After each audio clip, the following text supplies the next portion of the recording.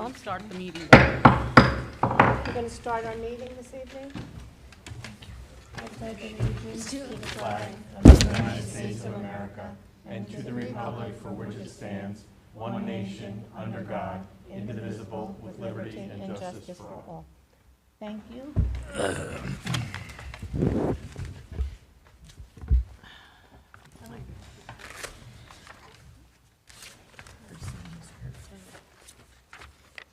She texted me.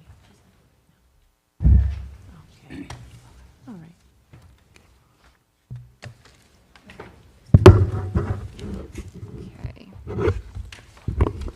Okay. Ms. Alvarez? Here. Ms. Aziz? Here. Ms. Bora? Here. Ms. DePayne? Here. Dr. Peck? She texted me. Her son was hurt at Oh, no. She plays soccer? Yeah. Yes, and she didn't know if she'd be at the ER in time. Okay. Okay, thank you. Mr. Pirro? Here. Ms. Ratner? Here. Ms. Sharma? Here. Mr. Tufano? Here. Mr. Zeichner? Here. We have a quorum. In accordance with the provisions of the New Jersey Open Public Meetings Law, the Monroe Township Board of Education has caused notice of this meeting to be published and electronic notice provided by having the date, time, and place thereof posted October 25th, 2024 and September 12th, 2025 at all schools on the district website, Home News Tribune, Cranberry Press, and filed with the clerk of the municipality. A closed session resolution, whereas the Senator Byron M. Byer Open Public Meetings Act, NJSA 10:4-6 et sequential, the Act provides that the Monroe Township Board of Education may hold an executive session from which the public is excluded to discuss matters that are confidential or are one of the 9 subject matters listed, Section 12B of the Act. And whereas that the board hereby declares that its discussion of the following subjects will be made public at a time when the public's interest in disclosure is greater than any privacy or governmental interest being protected from disclosure. Now, therefore, be it resolved by the Monroe Township Board of Education that the board shall go into executive session to discuss the following items. Additional items may be determined and announced as needed. And the 2 items are pending or anticipated litigation in matters covered by attorney-client privilege and matters involving employees and terms of their employment and contract. Okay. Motion to go into go into closed session. Is there any discussion? Second. Is there any discussion? Okay, we'll go into closed session until 7:15, where we'll come out to the public meeting. Thank you. Good evening again, everyone. We're going to start the rest of our meeting. I have number 6, approval of minutes. Can I have a motion to approve? Second. For both that are listed on the agenda? Or just the Executive Board, Public Board of Education meeting August 27th? So the first one. First one, thank you. We need a roll call. Yeah. Roll call, Ms. Allen. Was there any discussion, I'm sorry, any discussion about this? Roll call, please. Do you want me to say that? Ms. Alvarez? Yes. Ms. Aziz? Abstain. Ms. Bora? Yes. Mr. Pirro? Yes. Ms. Radner? Yes. Ms. Sharma? Yes. Mr. Tufano? Yes. Mr. Zeichner? Yes. Ms. DePayne? Yes. Motion passes. Is there a motion on the closed session meeting, August 27th, Motion. 2025? Second. Motion and second. Is there any discussion? Ms. Allen, can we have a roll call, please? Yes. Ms. Alvarez? Yes. Ms. Aziz? Abstain. Ms. Bora? Yes. Mr. Pirro? Yes. Ms. Ratner? Yes, abstain on the portion where conflict exists. Okay. Ms. Sharma? Yes. Mr. Tufano? Yes. Mr. Zeichner? Yes. Ms. DePayne? Yes. Motion passes. Okay, thank you very much, Ms. Allen. You're welcome. Tonight, our student board members report. We have our returning student. I would like you both to give your names before you speak, and then I know you're a senior and the gentleman is a junior. But please tell us a little bit about yourself and then go into your report, just for tonight, if you don't mind. Of course, don't worry. Hi, my name is Siona Patel. I'm a senior this year in high school, and I'm hoping to pursue a law degree once I graduate from college and continue on to law school in the U.S., but I'm also looking at colleges abroad in the U.K. So I guess that introduces myself, and I'd like to pass it over to Aditya before we begin. Hi, everyone. I'm Aditya Arora. I'm a junior studying at Monroe Township High School. I like to play guitar. I like playing cricket. And I want to pursue a degree in computer science when I attend college. Okay, great. And with that, we'll begin our student board member report for tonight. So, beginning with Barclay Brook. Barclay Brook has had a wonderful opening to the 2025-2026 school year. It is so wonderful to have the classroom and hallways filled with smiling children excited for the year of learning ahead. On Thursday, September 11th, we held our first School Spirit Day. Students and staff were invited to wear red, white, and blue in recognition of Patriot Day. The school day began with a moment of silence to remember and honor the sacrifices made by the men and women of our country, as well as those made by the veterans and military. It was truly beautiful to see the school filled with patriotic school spirit. Barclay Brook's Back to School Night will be held Thursday, September 18th. We look forward to meeting the families for this informational evening. Barclay Brook's Great Kid Initiative is up and running for the new school year. They use the acronym GREAT to represent the core values of growth mindset, respect, empathy, acceptance, and trust. We held an assembly for our grades 1 and 2 students to review the great character traits that they expect from the students at Barclay Brook. They were truly impressed with how many students remember the acronym from last year. They truly look forward to a great school year ahead. Now moving on to Brookside Elementary School. They had an excellent start to the school year. Third grade has done an exceptional job transitioning to Brookside from Barclay Brook. The 4th and 5th grade students are continuing to meet their expectations and have settled nicely into their new grades. On 9/11, Brookside School acknowledged Patriot Day with a special dress day. It was a patriotic day with so many staff and students wearing red, white, and blue. Brookside also held back to school night yesterday night and held their picture day today. And now we'll move on to Mill Lake Elementary School. Mill Lake School is off to a wonderful start. The staff and students are excited to be back and have jumped right into the new school year with great enthusiasm. This year's theme, Dreams Do Come True, inspired by fairy tales, has set a positive and magical tone. To kick things off, staff proudly wore the school's brand new Mill Lake is Great baseball caps on the first Friday of school, showing off their school spirit. On September 11th, the students dressed in red, white, and blue to honor Patriots Day and to pay tribute to the heroes. We have many exciting events ahead. Back to School Night will be held also this Thursday, September 18th, followed by a fun pajama day for the entire school. In recognition of Pediatric Cancer Awareness Month, the Student Council is organizing a Go Gold for Childhood Cancer fundraiser throughout September. All proceeds will benefit to Happiness is Camping, a summer camp for children with cancer. Picture Day is scheduled for Tuesday, October 8th. On Wednesday, October 23rd, they are thrilled to host the very first Family Fun Game Night from 5 to 7 p.m. at Mill Lake School. This year, one of Mill Lake's primary school goals is to foster executive functioning skills in the young learners. Through activities such as Family Fun Game Night, students will practice decision-making, adaptability, and critical thinking, skills that help students stay focused, navigate challenges, and succeed not only in schools, but also in life.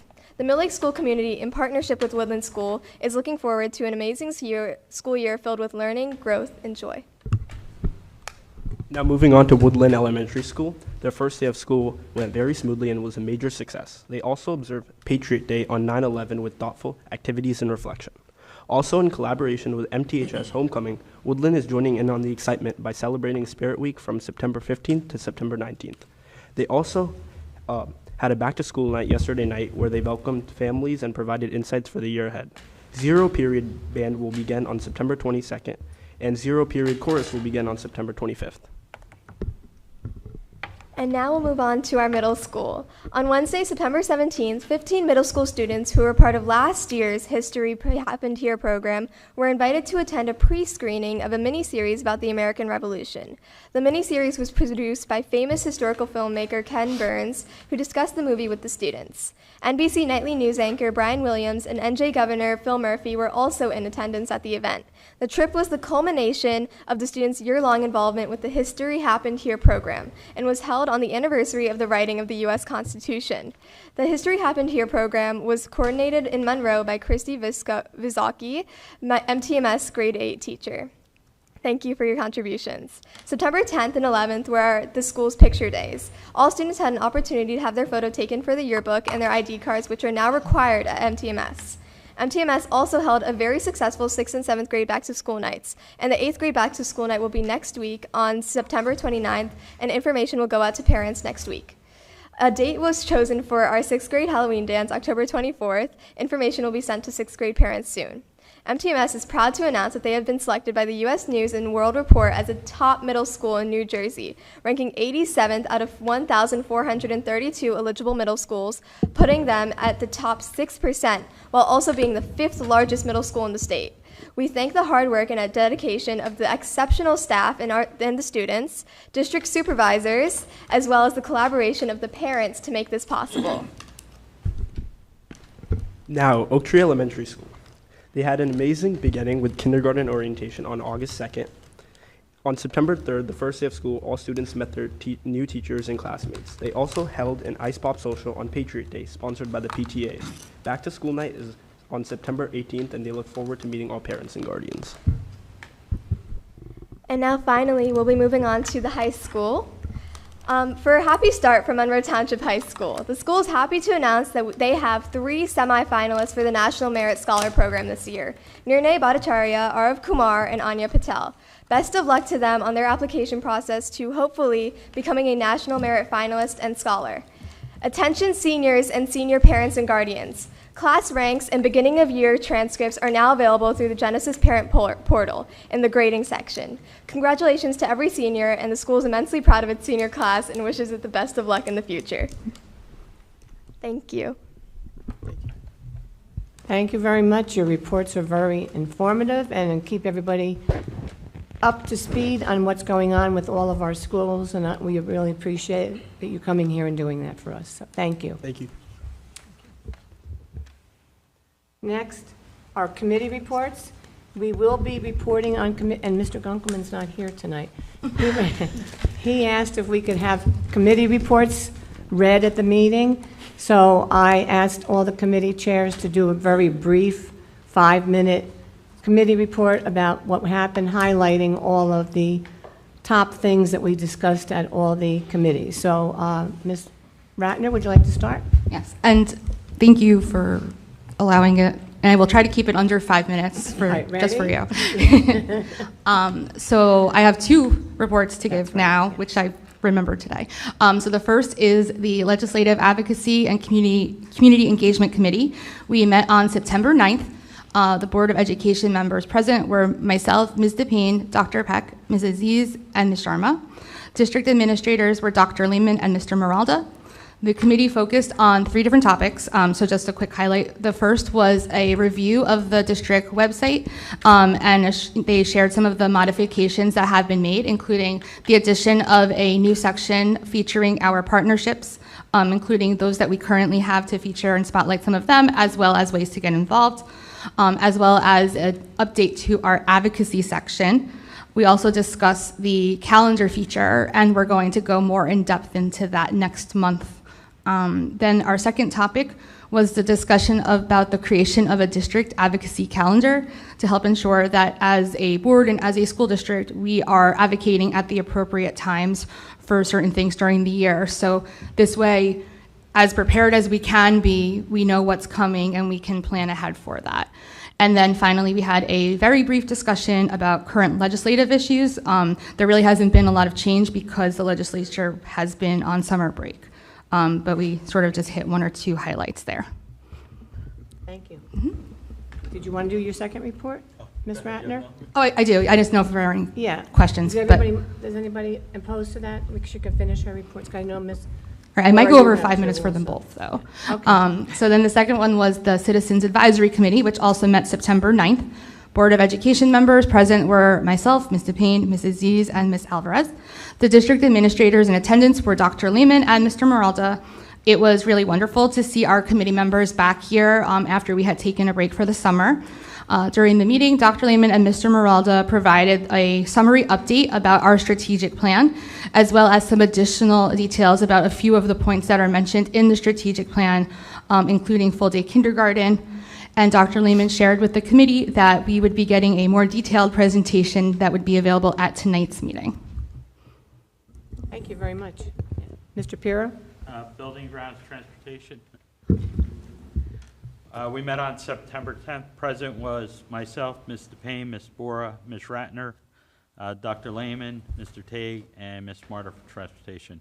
First, we talked about the Applegarth ROD grant project, the roof projects, electric service, HVAC. Administration provided us with an overview of the roof projects, noting that they're near substantial completion. There was some structural support issue with the 1960 roof wing that they had to make some changes to fix that. They're also investigating part of the 1983 building roof, which will likely come back with a structural revision and a related change order as well as that, because once they open a roof, sometimes they find a little more damage than expected, so we have to make the changes. That money was still in appropriation with the ROD grant. There was money for changes because they anticipated them. The HVAC work continues within the building, and due to the delay with the electrical service, it provides the HVAC contractor with an opportunity to work unfettered on a daily basis without having to restore the building after every night. So since the kids are now at the middle school, the HVAC guys, instead of open roofs, because they were going to work at night and closing roofs, they're there constantly trying to get this done before we open the school. I believe Dr. Lehman's going to talk about the part that had shipped. And let me go into ESEP. So the ESEP project administration provides us with a 2-week look-ahead report from Honeywell. Progress on the lighting upgrades has been a little slow, and administration has been pushing Honeywell to increase staffing to get this work completed. Work for the HVAC projects, however, may be proceeding ahead of schedule as they're attempting to complete the boiler installations and undertake some HVAC work in the coming month. As for the solar project, Hess is pursuing interconnection approval from JCP&L, which they anticipate receiving by the end of December 2025. And at that point, they are looking to approximately 6 months to complete the solar installations on site, Mr. Tague advised us. We talked about use of buildings in the annual summary. Administration provided handouts, which include accounts receivable statements for 24-25 school year, as well as a 3-year look back at the quantity of use of building events. There is a 28% increase in the quantity of building events during the past 3-year period. The facilities department reduced to 3 full-time employee positions this year, which is tough balancing the work they need to do within their budget along with all the building needs. Administration recommended that policy committee review the rate schedule and utility costs, since we are only charging like a rate for security, custodian, whatever, but we don't take into account the use of the building, the electricity, the gas, the water, the sewer. That's all coming out of taxpayer money. So we asked Mr. Tague to go back with administration and review the rates to make sure that, we're not, the district itself isn't paying for outside agencies, taking money away from the kids. So we want to look at this and see where we're at with this. So they were supposed to talk to administration, and then we will look into the policy and make any changes that are adequately needed to make. We also talked with transportation with Ms. Marta for an overview. She said it was generally a successful opening of the transportation department. There were a few issues with some bus stops that will be investigated to determine if changes are necessary. Also, 5 contracted buses will be using our radios. They're going to provide them with so they could have direct communication with the buses. She said there was some issues with some of the kids that go out of district with their bus stops, and she said they were talking to the commission, and this week they should hopefully be able to resolve them and get the bus stops to where the children need them to be. And then we also had a post-meeting discussion in relation to PSE&G. They advised the district that Brookside School's gas meter was not functioning properly, and administration with Energy for America confirmed that the usage may be accurate, however, suggests we're going to engage with a company, Troy and Banks Utility and Telecommunications, to challenge the utility bill once they figure it out. What they're saying is that the gas meter wasn't properly working, and we were being billed for way less than the gas we were using. This company, Troy and Banks, has been used in the past, and what they are is like a broker firm. It doesn't cost us anything, and they'll actually be able to dispute once Public Service tells the district what we owe them and how long this has been. This group usually comes in and does their own research to try to dispute it and get our bill lowered for us. But as of right now, we don't know because we haven't been giving how much gas or how long it was. We weren't given an answer yet. And Dr. Lehman, if you want to throw in the Applegarth and anything else with Sure. the gas thing. So we're excited to report that the missing part, or the part we've been waiting on, is en route to Applegarth School. We were notified that late this afternoon. We don't have any more details other than in terms of like exact arrival dates, but what will happen next is the electrical contractor will update the installation schedule, re-coordinate with JCP&L for any opportunities that they need to have them come on site and do the power on and shutdown of the building. And as soon as we have all those appointments coordinated and the electrician updates his installation schedule, we'll communicate an anticipated return date for Applegarth students. But you know, we certainly have been anticipating information about when this part is finally en route to the Applegarth, and we got word that it's en route today. So it could have been on the truck at the beginning of the week, and we just found out today. It could have been put on the truck today. Again, we were notified by the contractor that they confirmed that it is en route and on the truck on our way to the Applegarth School. Thank you. That's my report. I had a question. Oh, go ahead. You had a question. First, yeah. Pete, you said to bring the facilities use policy to policy committee? Is that the, I just want Yes, clarification. So administration talked about the use of facilities? looking at it and see with the rates, the Okay. schedule, the use. There's a question Mr. Tate brought up about, like say a group comes in and says they're having 1,000 people and he sends them the rates. They then send him an email back saying, oh no, we're only having 500 people. Reduce the rate, and then 1,500 people show up. So it's actually, so I suggested that, I know some other districts do that, is they provide a counter. Like, I'm pretty sure East Brunswick does it. If you go to an event and you say you're having 1,000 people, you have to pay for the person at the door, and they count 1,000 people. And once you get to 1,000, they buy security and building, and that's it. So just to clarify, One second. this was about what he was saying. It was just, correct me if I'm wrong, but I think we were going to have it go to finance and then to policy. Did you want us to go straight No, we to were policy going to first? find out, he had to get us the prices So, and the adjustments to let us know where we stand and what we should be right. charging. So I think, and I did think a little bit more about this after the committee meeting, so I had some more thoughts here. But I think one of the things that we all agreed on during the meeting was that we don't charge a security deposit, and we definitely should. So that should Okay. probably already become part of the policy, that we do a percentage of the total amount as a security deposit, because we've been in situations where they said 500,000 people showed up, and then when we went back to them post the event, there was no way to make them pay more. But if we had a security deposit, we could have used that. So that was definitely something discussed during the committee. But one of the thoughts that I had post the committee meeting was that, like you mentioned, there's been a 28% increase in the number of events that we're doing. I think we need to bucket them into what is it that we are doing to which organization. So these paid private events, how much have they gone up versus our shared services agreement events and, you know, other tier one, you know, institutions. So, because that'll give us an idea of where are we spending our tax dollars as an institution. Is it on those private events or on these?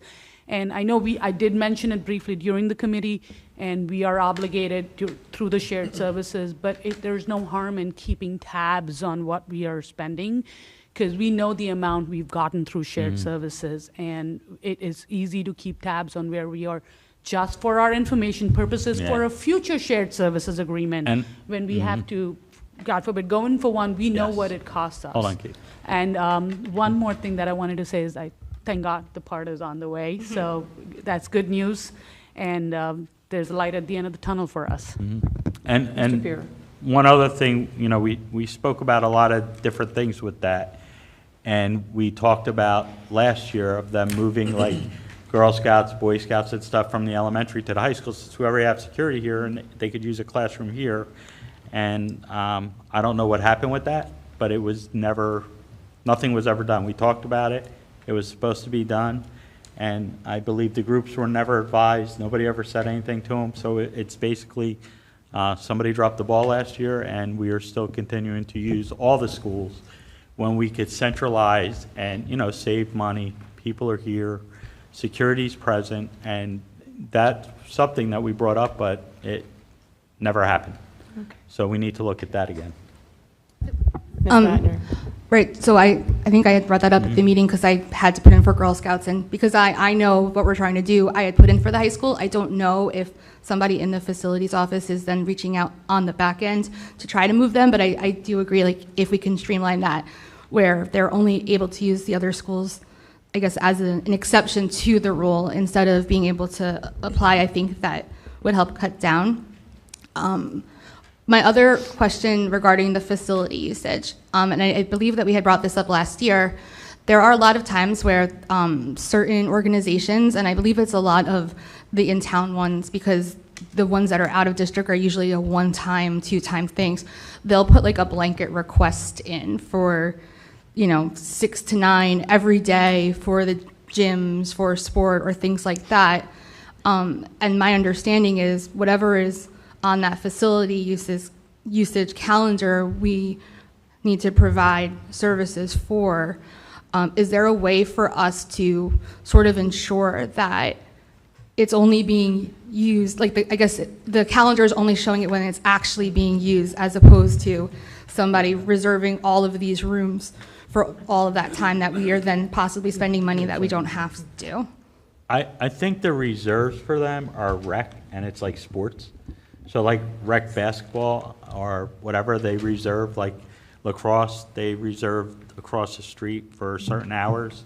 And whether they practice or not, I'm not sure how the scheduling works, but I know that my understanding is the blanket ones were basically like rec programs, rec basketball, because each team could practice or whatever. So then they have to make a note of where they're going to practice and how they're going to do it. But I'm pretty sure most of the blanket ones, as far as I know, were for rec sports. I just want to mention something, too, because I'm being at that meeting and just listening to everything. With the amount of people that say they're coming and then so many, the cost for the liability is really going to go high. God forbid something happens. So I really think we have to be strict with that, strict with the policy to make sure that we don't have any more. I'm sure there's capacity signs all around the schools and the facilities that, this room holds so many people.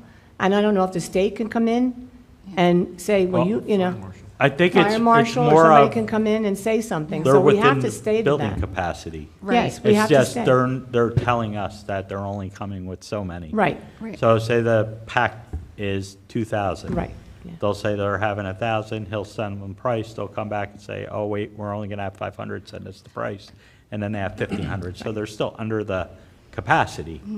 But that's why I suggested that, we need to, and it's a cost to the taxpayer. Right. It's lighting, water, electric, gas, And and it's a big as everybody liability knows, issue for electric's us, gone too. up pretty high, Yeah. so. Just Okay. to clarify, because I don't know if there is a liability issue above it, but I believe if there's an outside organization, they have to provide Their own certificate their of own insurance. Yes. There's definitely an I- insurance piece. Just Yeah. to comment on a couple things.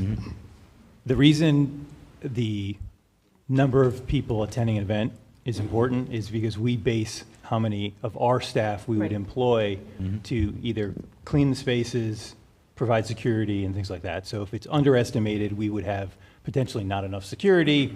We certainly be understaffed in terms of post-event cleaning and things like that. So that's why how many people you're requesting to use the building for, that's really the piece. We do have room capacities and building capacities, but that would become an issue if you're trying to squeeze 1,000 people in this room or something like that, and that would be managed on site at the event. If it was done on the front end, we wouldn't let you use this space if you were going to try and use it with too many people. Second question regarding the blanket use. I agree, probably for the most part, they're, the Woodland Gym for rec basketball for, whatever period of time and things like that. In those cases, though, we're not staffing that with our security, right? That's the rec. They are monitoring and using their own staff to ensure the safety. And we had that exchange and protocol. We went through that process and had that expectation with them. So we still have a staff, our custodial staff on site, on a Saturday, for an example, all day to make sure the building's open, the AEC or the HVAC is running, and then do the post cleanup. But in terms of our security team and things like that, that's a different piece. But it's worth looking into. We would be we are constantly managing that event calendar. If it was so-and-so's team for the 45-minute to 1 hour practice is on, then it's off, then it's on, then it's off. I think that's not realistic, which is why the chunking of those events makes sense, because they can internally move the teams around, who's going to be where, shift practices from the morning to the afternoon and things like that. So that's why the chunking makes a total sense in terms of either on our management side of things. If it was a consistent issue of we're showing up on Saturday and we're not being notified that everything's canceled, we're handling that. And not to say we've experienced that. We have a very good relationship. But that would be where my concern comes into, is if we're showing up and now the building's empty. Those chunked events are overwhelmingly occupied by what we expect them to be occupied when they're on the calendar. But we can dig in and see if there's a specific time of year or whatever that's can be tightened up a little bit. But I think it's worth the conversation on the policy to make sure our costs reflect the increase in utility expenses, and we can better have a way to recoup expenses when either more people show up and we need to have our staff spend extended amount of time here cleaning, and or so we can avoid putting ourselves in a safe position where we feel like we are unable to provide the security that we expect to provide the group and ourselves and protect our building. So that's why I think we need to revisit this. It's not about preventing certain groups and making things so people can't use it. It's really about how can we support our facilities, protect our facilities, protect the people who are renting our facilities from themselves, to a sake, and also protect the taxpayers from spending money that could be recouped, through these fees. So. And we also talked about, because right now I believe our facility use is for anybody. We could even have a discussion as whether it should only be for groups and residents of Monroe Township. A lot of school districts do, it's township. Right. So that maybe could be done in policy. yes. Yes, I just had a separate thing aside from the facility use about transportation. I know Mr. Pirro had mentioned that there were requests from parents, and I did see that we were copied on some of that correspondence. I know we've received additional requests. I guess my question is, are these stops being changed based solely on the requests from parents?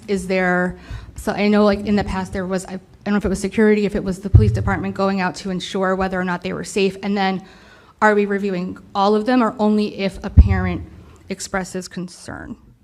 So they've been, any of the requests that have come in are being vetted or have been vetted, and the last I spoke to her, which was late yesterday afternoon for an update specifically on this, she was caught up. We did receive another one today from one of the magnet schools, asking to review the bus stop. We have sent the director of security out to review different bus stops, and she's also been out looking at bus stops as well. So each one is being taken seriously, and significant change, many changes have been made. But she's vetting each request just to make sure, it's based on what they're representing in terms of a safety issue or something like that. Yep. Yeah, and she also told us that they're using a new system this year, so it automated some of the bus stops, and then parents called, so she said that's what they were reviewing, that, you know, with the new system, put the child on the bus here, well, the parent called and said, well, they got picked up here, which is closer, and she said that that's a lot of what they were doing was the parent complaints about that, and that they were gonna look at it. Yep, and go out. reverting back to previous bus stops and things like that. Yep. Yeah. Mr. Payne, if I may make a comment. So I heard this after the BG&T meeting, so I just wanted to give some kudos to Ms. Martyr. What I heard was this year's initial few days, the delays in buses was one of the best managed. So, and this was her first year starting the year. So, Dr. Lehman, feel free to add anything, any data that you have, but I feel like I don't want to have the give her credit times for that. committed to memory, but I can say the high school was a couple minutes later than their normal dismissal. And that's kudos to them to make sure everybody got on the buses. The middle school was 10 minutes earlier in terms of their first day dismissal than previous first day dismissal, so that's outstanding. And why that's important is the high school buses overwhelmingly go to the middle school. The middle school buses overwhelmingly then distribute themselves to the elementary school. So any delays, especially in the first day of school, stack on top of each other. So the fact that the middle school was 10 minutes earlier than their traditional first day of school dismissal put all of the elementary schools at a significant advantage than they typically are at the end of the first day of school. Not to say there weren't delays and or students that we had to double back and drop off at their stops and things like that. That was a standard first day hiccups. Second day we had a tremendous increase in efficiency. And as we move through, again, we're tweaking stops where she's still doing it. Like I said, we received one email today, so she will review that if she hasn't already, and vet that and take a look at it. And like I said, that's a East Brunswick magnet school, request. And a lot of the magnet school runs, when you have students, because they're there for 4 years typically, if someone graduates, that stop maybe no longer needs to exist because they may be one of a couple students there. So that's why we see a lot of potentially more movement in those, because they're not necessarily those community neighborhood stops that will always have kids at the same location every year. It's much more specific and targeted. My compliments to the transportation team for a smooth start. Thank you. Next committee report, Ms. Alvarez. The policy committee met also on September 9th.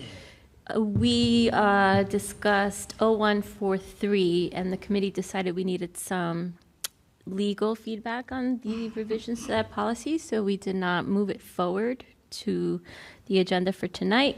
And then the other discussion we had was a discussion on how we would chunk the policy wellness check, the comments and highlights that we received back from New Jersey school boards, and how would we discuss those and in what fashion, and we came up with the schedule for that. So that will be starting at next month's meeting. Thank you. You know. I have two reports. I'm going to start with the curriculum. I'm going to skip the attendance for the sake of time. The committee was given a presentation by Dr. Higgins and Mr. Eric Lurie of the middle school of a pilot MTSS behavioral program that was run last year for groups of students from every grade. Seeing the success of this program, it will now be offered to all sixth graders this year. This requires parent and student consent, and the hope is to continue in one more grade level in future years. In more grade levels in the future year. The committee then reviewed 7 curriculum documents that were worked on over the summer. These documents were presented in detail by their supervisors, Ms. Russ, Dr. Roselle, Mrs. Gasco, and Mr. Snyder. The documents were Drama and Acting 1, ESL Math Transition, which is a brand new course which will help bridge the fundamental gaps faced by life students, limited or interrupted formal education students, to do better with math subjects required for graduation. Holocaust and Genocide, Honors Geometry, Introduction to Computer Science, which was formerly known as Computer Programming, Honors Piano, which is also a new course being offered starting this year, and Rhythmic Movement. There was some discussion on the enrollment capping of the Introduction to Computer Science class, and the committee requested more clarity from the administration on the availability of this class to all interested students. We currently run 2 sections of this course, and this is the most basic of the computer courses being offered to our students. Next, the athletic director, Dr. Brandica, gave an update on the fall sports and how well the things were going across the district. He also shared the MTHS Emergency Action Plan. which was up for annual approval. No changes have been made in this document since last year, and once approved tonight, it'll be shared with all concerned staff members and coaches that are expected to follow it. Next, Mrs. Marietta Rolla shared update with the committee about the Special Education Medicaid Initiative, also known as SEMI. The committee was relieved to hear that despite the reduced compensation from the state this year, which is expected, our district services to the students will not be impacted in any way. The business office was given credit for their foresightedness on the SEMI-8 cut and in putting lower numbers on this revenue item in the 2025-26 school year budget. Lastly, the committee discussed the work that needs to be done from a curriculum perspective in preparation for full-day kindergarten. Dr. Lehman shared that for all core subjects currently being taught, our curriculum documents will not need any change as they meet all relevant standards. The teachers will get extra time to do more with core concepts for the students once we transition to a full-day kindergarten. Mr. Schneider shared that a curriculum document for phys ed and music will be prepared over the summer for full-day K, as those are not currently offered in kindergarten in Monroe. And the staff has already started professional development to work towards a full-day schedule and will continue to do that at every opportunity through the course of the year. And that concludes the curriculum report. Any questions, Ms. Boer? No?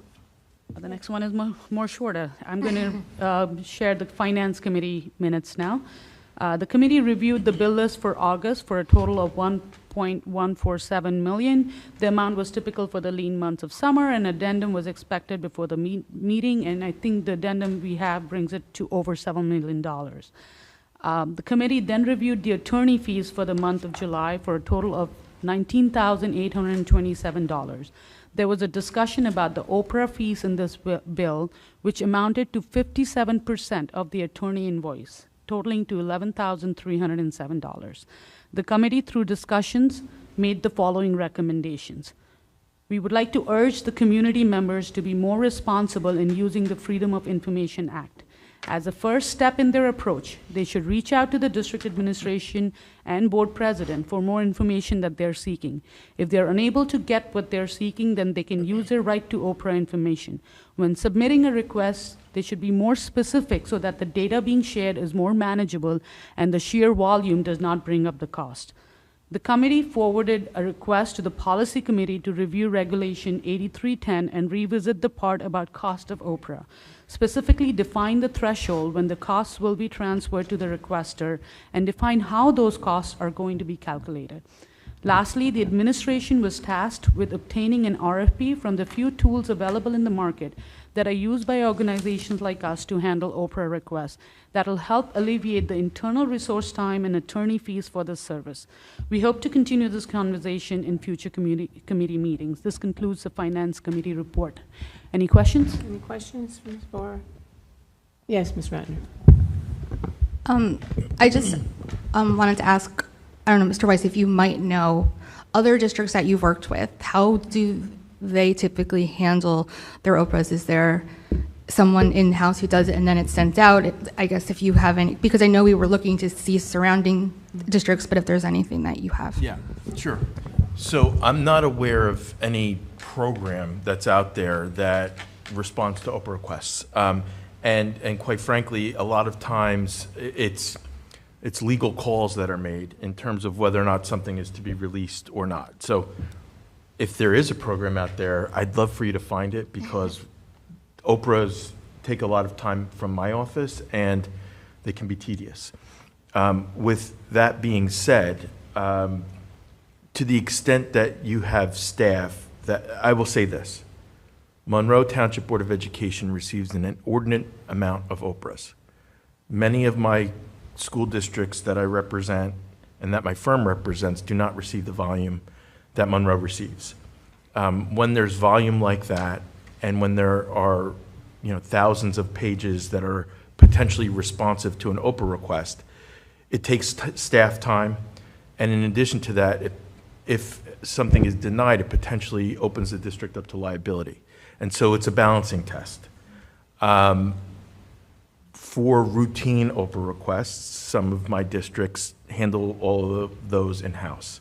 And it's only when there's one that's kind of out of the ordinary or different that then it gets handed over to our office. I could tell you that the volume that has been in this district, and I've had the discussion with Dr. Chanley and Dr. Lehman along the way, that it is taxing the business office, who's the custodian of records, and it's taxing the superintendent's staff. And so as a result of the sheer volume and the unique nature of some of these requests, more or less, I think many, if not most, are coming to our office. There is some training that can be done, but a lot of times, given the unique requests that come here, staff is not necessarily equipped to respond on their own. Again, we can do it on an as-needed basis. And so it's really up to the district staff to determine whether or not they're comfortable with the request and or whether or not they seek additional input from us. Sure. Anybody? Yes. Can I just add to that? So Mr. Rice is right that there is no way to avoid the attorney fees. We definitely, when it comes to legal matters, we don't want to be open for litigation. We do want to run things that need to be run by the lawyers. It's just about taking care of all the, manual aspect of it. Like he said, when the volume gets too much, we send things over to the attorney because our business office is swamped. I do want to highlight that Monroe there is a precedence of asking the requester for money. It happened recently, and when the requester was told how much the Oprah would cost, they decided not to Oprah anymore. So one of the recommendations of the committee is to formalize our process, and we will now start to see more of these charges being made transparent to the requesters, because there is a cost to this ask. So if you cannot be judicious in asking more specific things or trying other channels before you use Oprah, we would have to then pass the buck back to you when it crosses the threshold. The policy committee will sit down to determine what that's acceptable threshold, and a lot of districts do that. I did my research, talked to a lot of other board members in other districts, and this was mentioned that all districts pass the cost back to requesters when it goes above a certain threshold. So we will have to do that because we cannot afford to continue paying that much money for Oprahs. This is money taken away from our students. This is money taken away from our programs. Thank you. Thank you. Anyone else have any questions? Okay. Seeing none, we'll move on to the next section. It's public forum. Anyone would like to speak? You have 4 minutes. Speak only on the agenda this evening. I don't know if they put a pad and pen up there. I requested that if it went past 4 minutes and you still wanted your question answered, to write your name and phone number in the question. If there's no paper, we'll try to get paper up there, and we'll try to get back to you as soon as possible with the answer to your question. So is there anyone else, anyone that would like to get up and speak? Yes, please.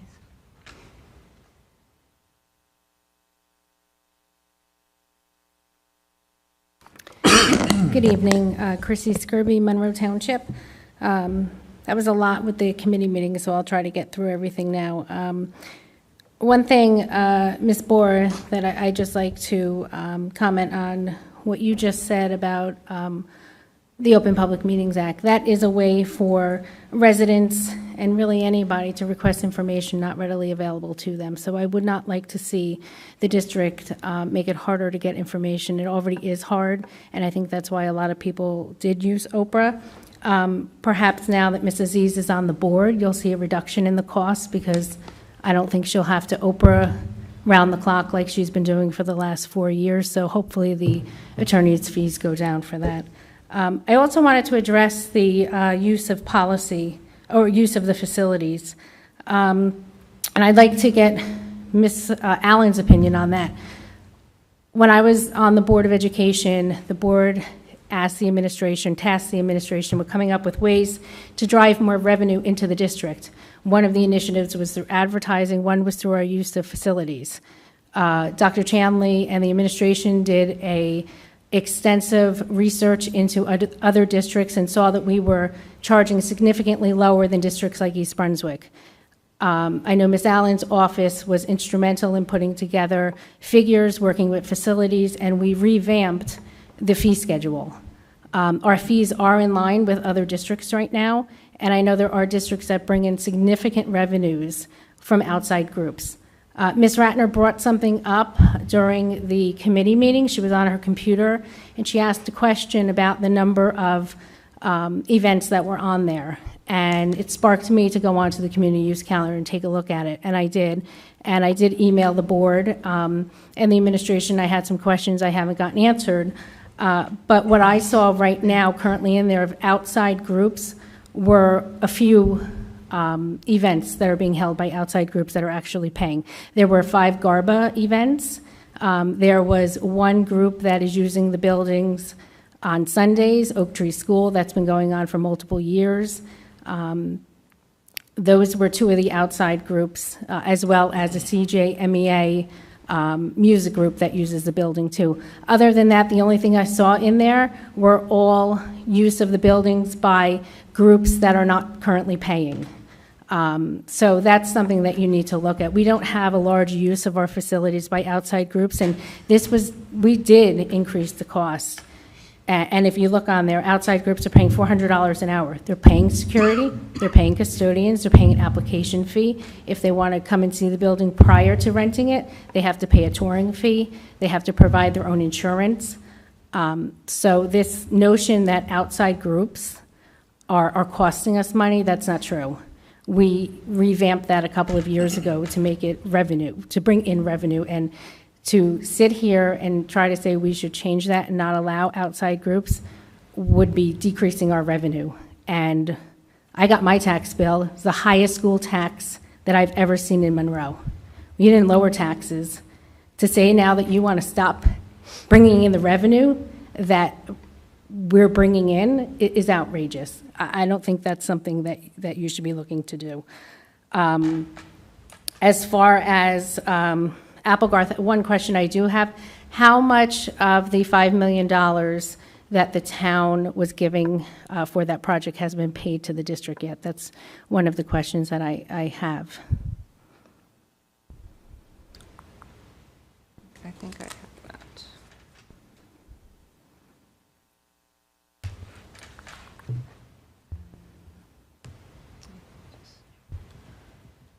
Because they didn't give us the $5 million up front.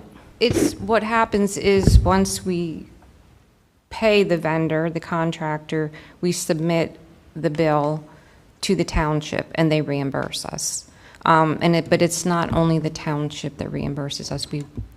We are getting money from the state as well under the ROD grant. And we had our own share that we have to kick in as well. So whatever we have submitted to the township for reimbursement, they have paid us. Do you know approximately how much that is? I can look that up. Yep. And I only asked that because the township gave us the $5 million for use of the buildings. So that's something to also understand, that is tied together, the money that we've gotten from the township. And if you look at that, when we were negotiating that shared services agreement with Dr. Chanley and the mayor, Ms. Allen's office prepared a document that showed that the township was getting $14 million worth of use of the building had they been paying that to give us the $5 million up front. So yeah, we do lose money on that if you want to call it losing money, but we needed that $5 million from the township now to fix the building, and that was the agreement that the district made, was to give them the free use. And yeah, there is a cost to that, but we can't go back on that. And we shouldn't be going and saying that people that are paying shouldn't use our buildings. That's revenue into the district. Okay. Okay. I believe it's about almost 1.9 million so far that we have asked for reimbursement on, and that's what they've paid us. Okay, thank you. Sure. Anyone else would like to speak during this portion of the meeting? Seeing none, I'd like Mr. Weiss to make a statement, please. Yes, I'm going to read a resolution with regard to the doctrine of necessity. Whereas Dr. Shari Chanley serves in the capacity of superintendent for the 24-25 school year, and whereas the board must consider personnel matters related to Dr. Chanley's employment, and whereas upon review of the various conflicts of interest of the current board members, it has been determined that 6 of the members have conflicts of interest pursuant to the School Ethics Act, whereas pursuant to Policy 0163, when a quorum of the board has conflicted interests, the doctrine of necessity may be invoked in order to allow conflicted board members to participate and vote only when the Board of Education has fewer non-conflicted board members than are required pursuant to statute to take action.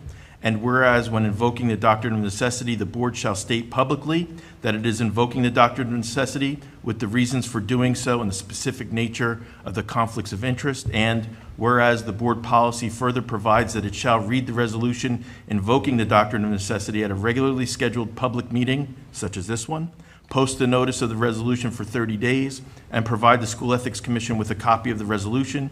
And whereas the School Ethics Act, NJSA 18A:12-21 et sec, was enacted by the New Jersey State Legislature to ensure and preserve public confidence in school board members and school administrators and to provide specific ethical standards to guide their conduct. And whereas the School Ethics Commission has provided guidance regarding the invocation of the doctrine of necessity when a quorum of the Board of Education is not available because members of the Board of Education have conflicts of interest on a matter required to be discussed and voted upon.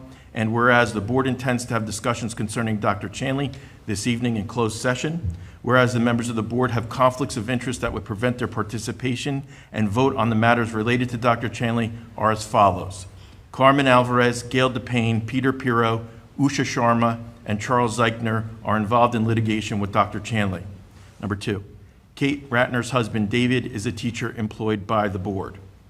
Whereas, as a result of the foregoing, the board does not have a quorum to vote on matters related to the superintendent's employment, and the board's counsel and the board have determined that it is necessary to invoke the doctrine of necessity. Now, therefore, be it resolved that the above paragraphs are hereby incorporated by reference, and be it further resolved that the doctrine of necessity is hereby invoked with respect to the board's deliberation of and the public vote related to Dr. Chanley, and be it further resolved that a copy of this resolution, having been read at a public meeting of the Board of Education on September 17, 2025, be posted in accordance with the board's standard procedures for not less than 30 days, and that the board secretary reflect the same in the minutes of the meeting, and be it further resolved that a copy of this resolution be provided to the School Ethics Commission. Is there a motion and a second? Motion. Second? Questions, discussion? Questions or discussion? Just a point of clarification. If we are this, we can still vote yes or no, right? There's no conflict on the doctrine of necessity itself. Correct. Okay. You can vote. No, separate. Ms. Allen, could you take the vote, please? Yes. Ms. Alvarez? Yes. Ms. Aziz? Yes. Ms. Bora? Yes. Mr. Pirro? Yes. Ms. Ratner? Yes. Ms. Sharma? Yes. Mr. Tufano? No. Mr. Zeichner? Yes. Ms. DePayne? Yes. Okay, motion passes. Thank you, Ms. Allen. You're welcome. Assistant Superintendent's report? Sure. So if we could put up the strategic plan PowerPoint. So the bulk of my report tonight will be sharing an update on our strategic plan, and embedded in that is an update on our full day K project that we're working on. So next slide. Just as a refresher, when we developed the strategic plan, we referenced it as our North Star. It's something that will drive the district in terms of its goals and its direction for the next several years. We had several goal areas under facilities and operations, leveraging technology, and students excelling. And this comes directly from our strategic plan. Again, this is a snapshot of what we developed last year in terms of action initiatives and what our initial projections were in terms of projects we would tackle over the next series of years. You can see at the bottom, that's the timeline. Again, this is a snapshot from the current plan, so I'm not going to get into details, but some of the highlights, we have the ESIP project, we have our LRFP, our long-range facilities plan, the demographic study. On the transportation side, we were going to, over the next couple of years, take a snapshot and a look at the electric vehicle piece. Next slide. Under leveraging technology, these are some more of our initial thoughts and projections. We're going to update our district technology plan, look at our tech refresh at the high school, take a snapshot and a look at the middle and the elementary school. Again, these are not one-year projects. These are multi-year projects in many cases. We are doing a website refresh. We're updating our communications and notification system. Next slide. Again, that's directly from our current strategic action plan. Students excelling. We have several projects that are, again, multi-year projects here.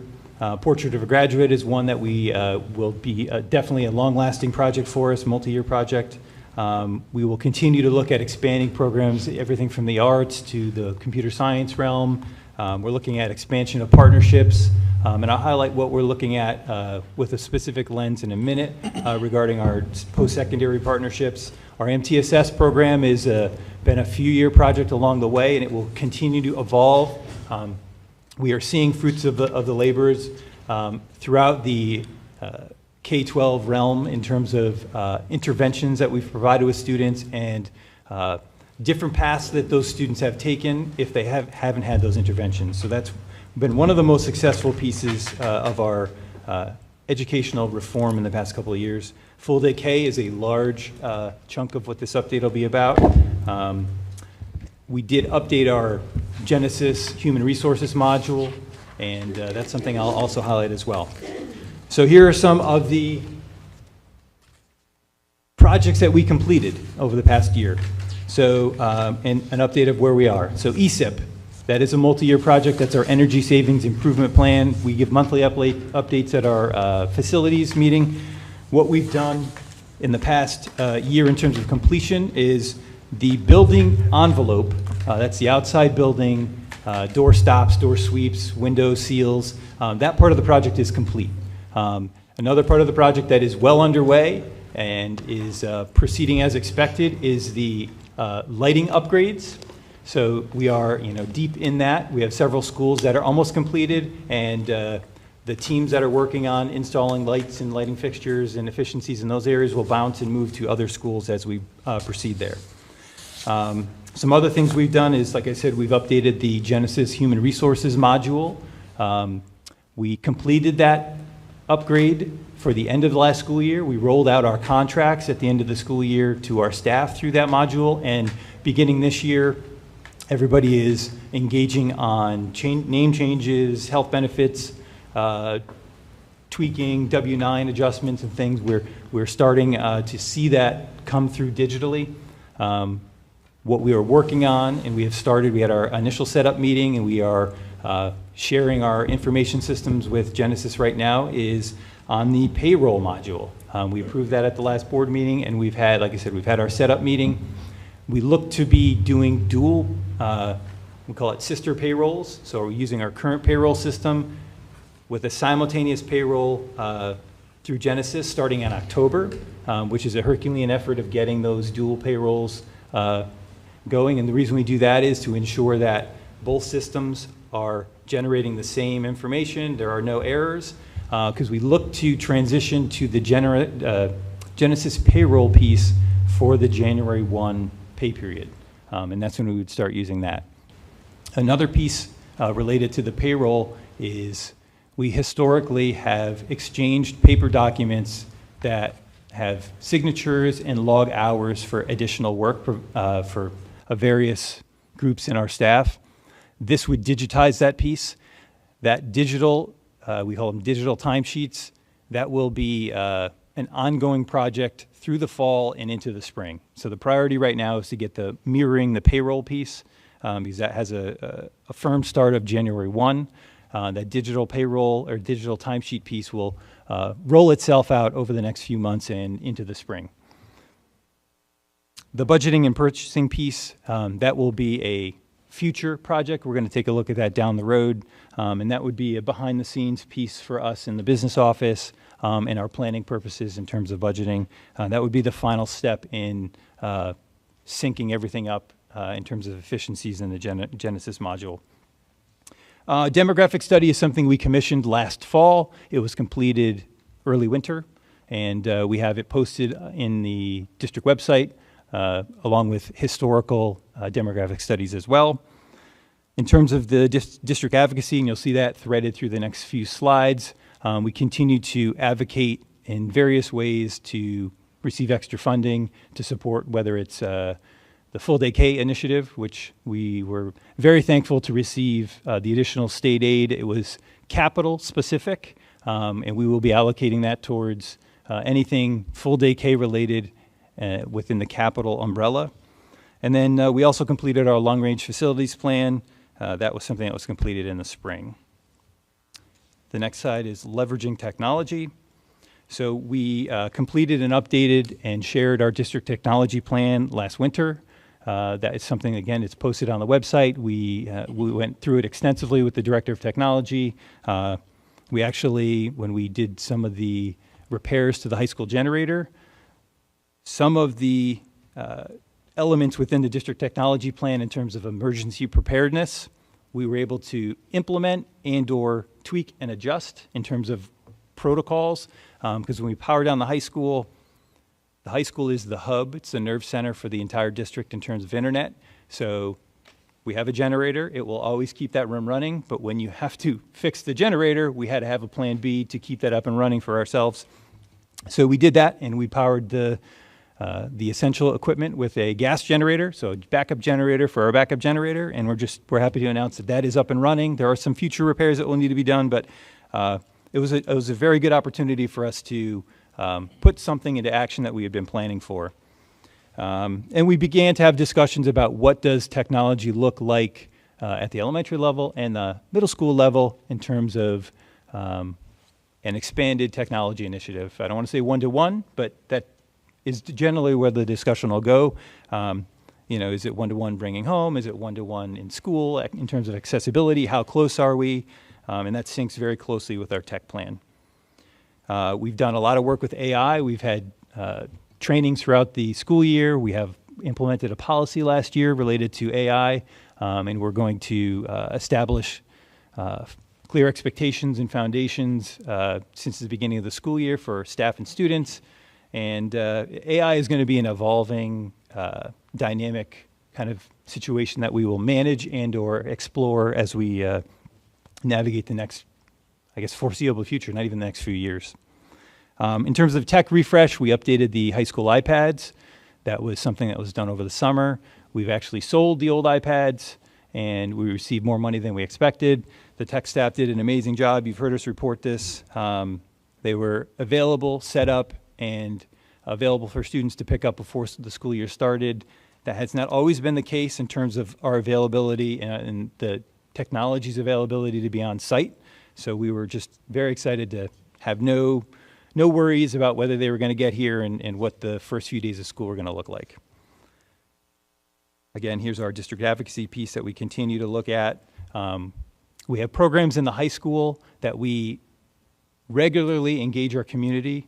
And that's something that we will continue to do, whether it's through capstone projects, whether it's through, working with and leveraging our professionals. We do presentations. We do one of the classes. It almost does like a pitch in terms of identifying a problem, creating a solution, and then having engineers essentially provide feedback on the student solutions, and then they come back and they actually design and build their projects. So we do a nice job in terms of leveraging professionals in the township directly in the classroom, and we want to continue to do that and expand those opportunities.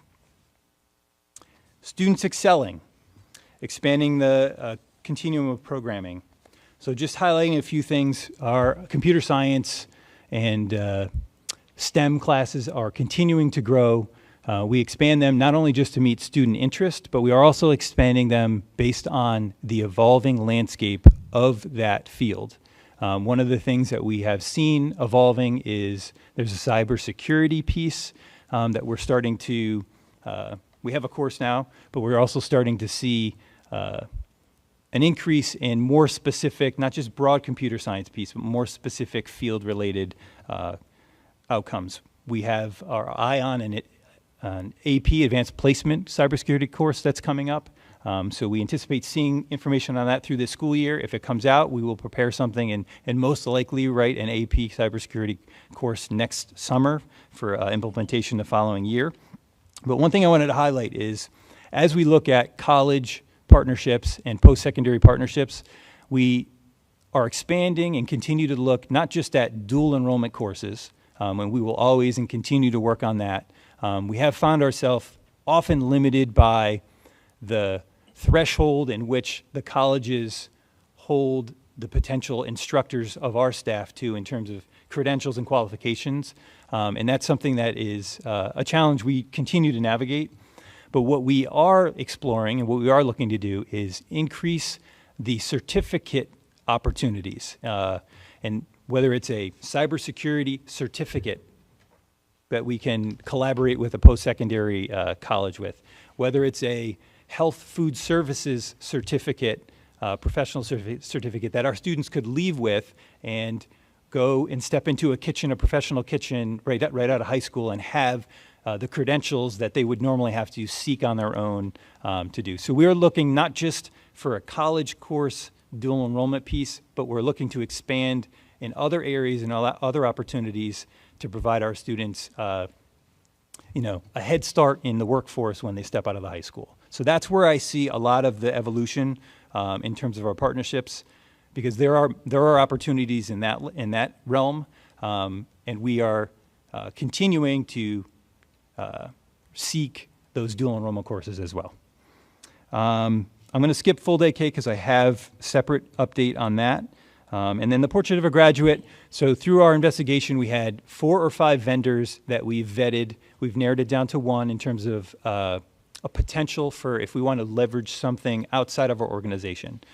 As we explored as well, we went through a school certification process many years ago. And through that process, the part of the process was identifying a portrait of a graduate.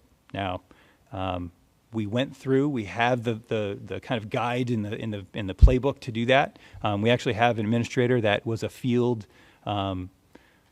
staff member that would go to other schools that were going through the same process we were doing to meet with their staff and evaluate their applications for certifications. So what we will do now is we will find some sort of balance between, who and what do we need to potentially explore that's outside the district, and what can we do inside the district as we take steps forwards in our Portrait of a Graduate. So we do have a playbook related to that, but we need to see, is there something we need to do if we want to reach out to the community with a survey? Are there surveys related to Portrait of a Graduate that we can engage in to collect the data instead of starting from scratch and creating our own?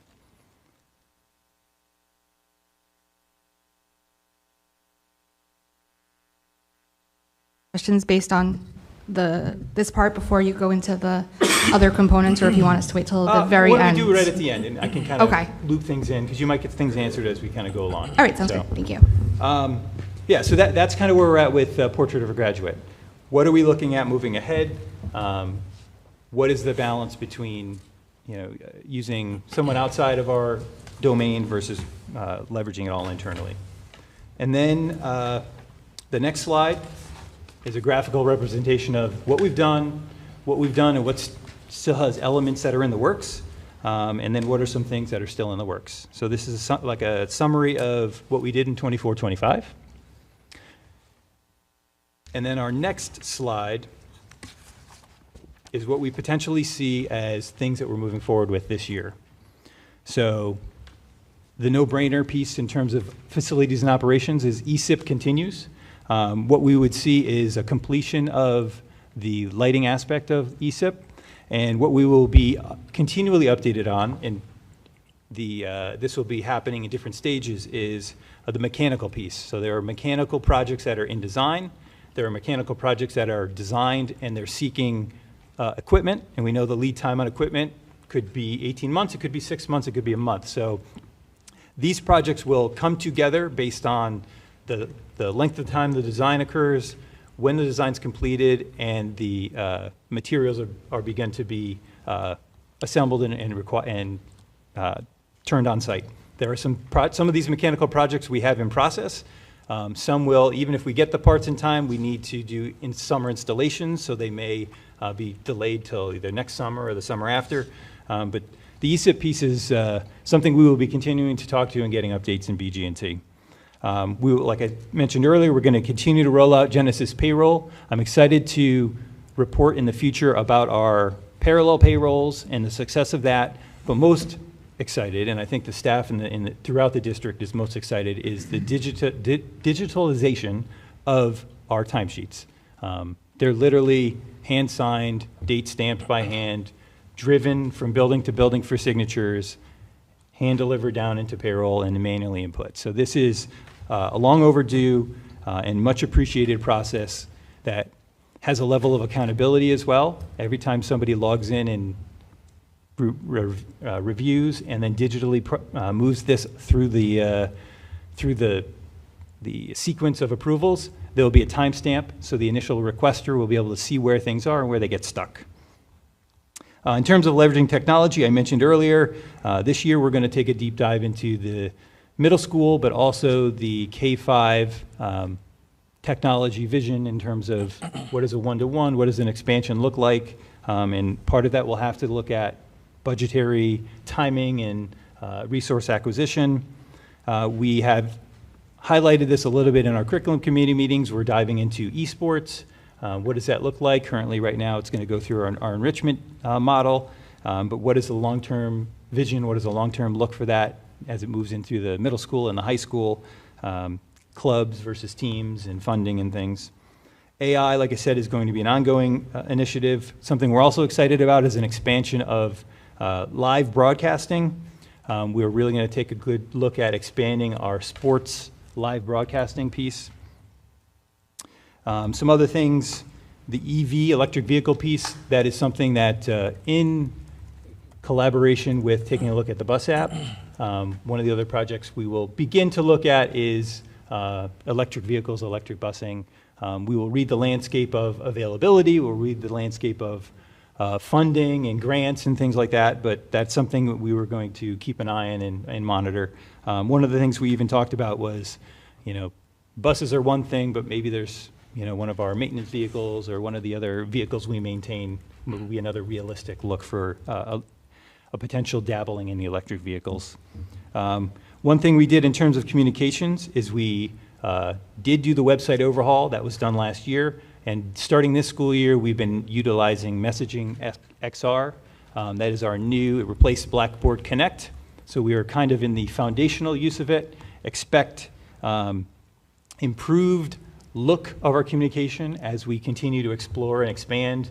One of the issues we've had historically is everything we send is a very plain text-looking email, and you have to open up attachments or hit links to find things, and we have the ability to embed things into emails and communications now. So keep an eye on that as we move forward and we expand our use of Messaging XR. That really came online, though, literally a day or two before school started. So the priority was to get clean, clear messages out, and now we'll get fancy and glitzy with what they look like. The transportation tracking, again, it's something we have mentioned in BG&T. And I highlighted a little bit before, but we're going to look at expanding our arts programming, whether it's through the orchestra, digital music, audio engineering.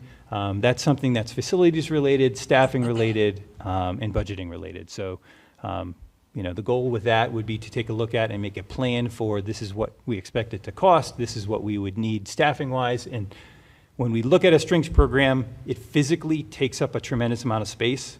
The instruments themselves are significantly more voluminous than a traditional flute, clarinet, even a trumpet or a trombone. So when we talk about facilities, we have a space piece that we significantly need to consider when we look at 6 or 8 large cellos and things. So as much as we say space is an issue, that becomes a significant issue when you're talking about a 6-foot tall, 4-foot wide instrument, and you got 6 of them, right? So we will be exploring that, further exploring that. That's been on the tip of our radar. We really wanted to dive into that, but we will put a plan in place and have things squared away for what that may look like so we can pull the trigger when we're ready to do that. And The next slide is really what you can expect to see later in the future, where we, just like the previous 2 slides ago, we'll throw our check marks on there as we complete things. We'll keep this little swirl there as it's an ongoing project. And now this is what everybody's been waiting for, our full day K update.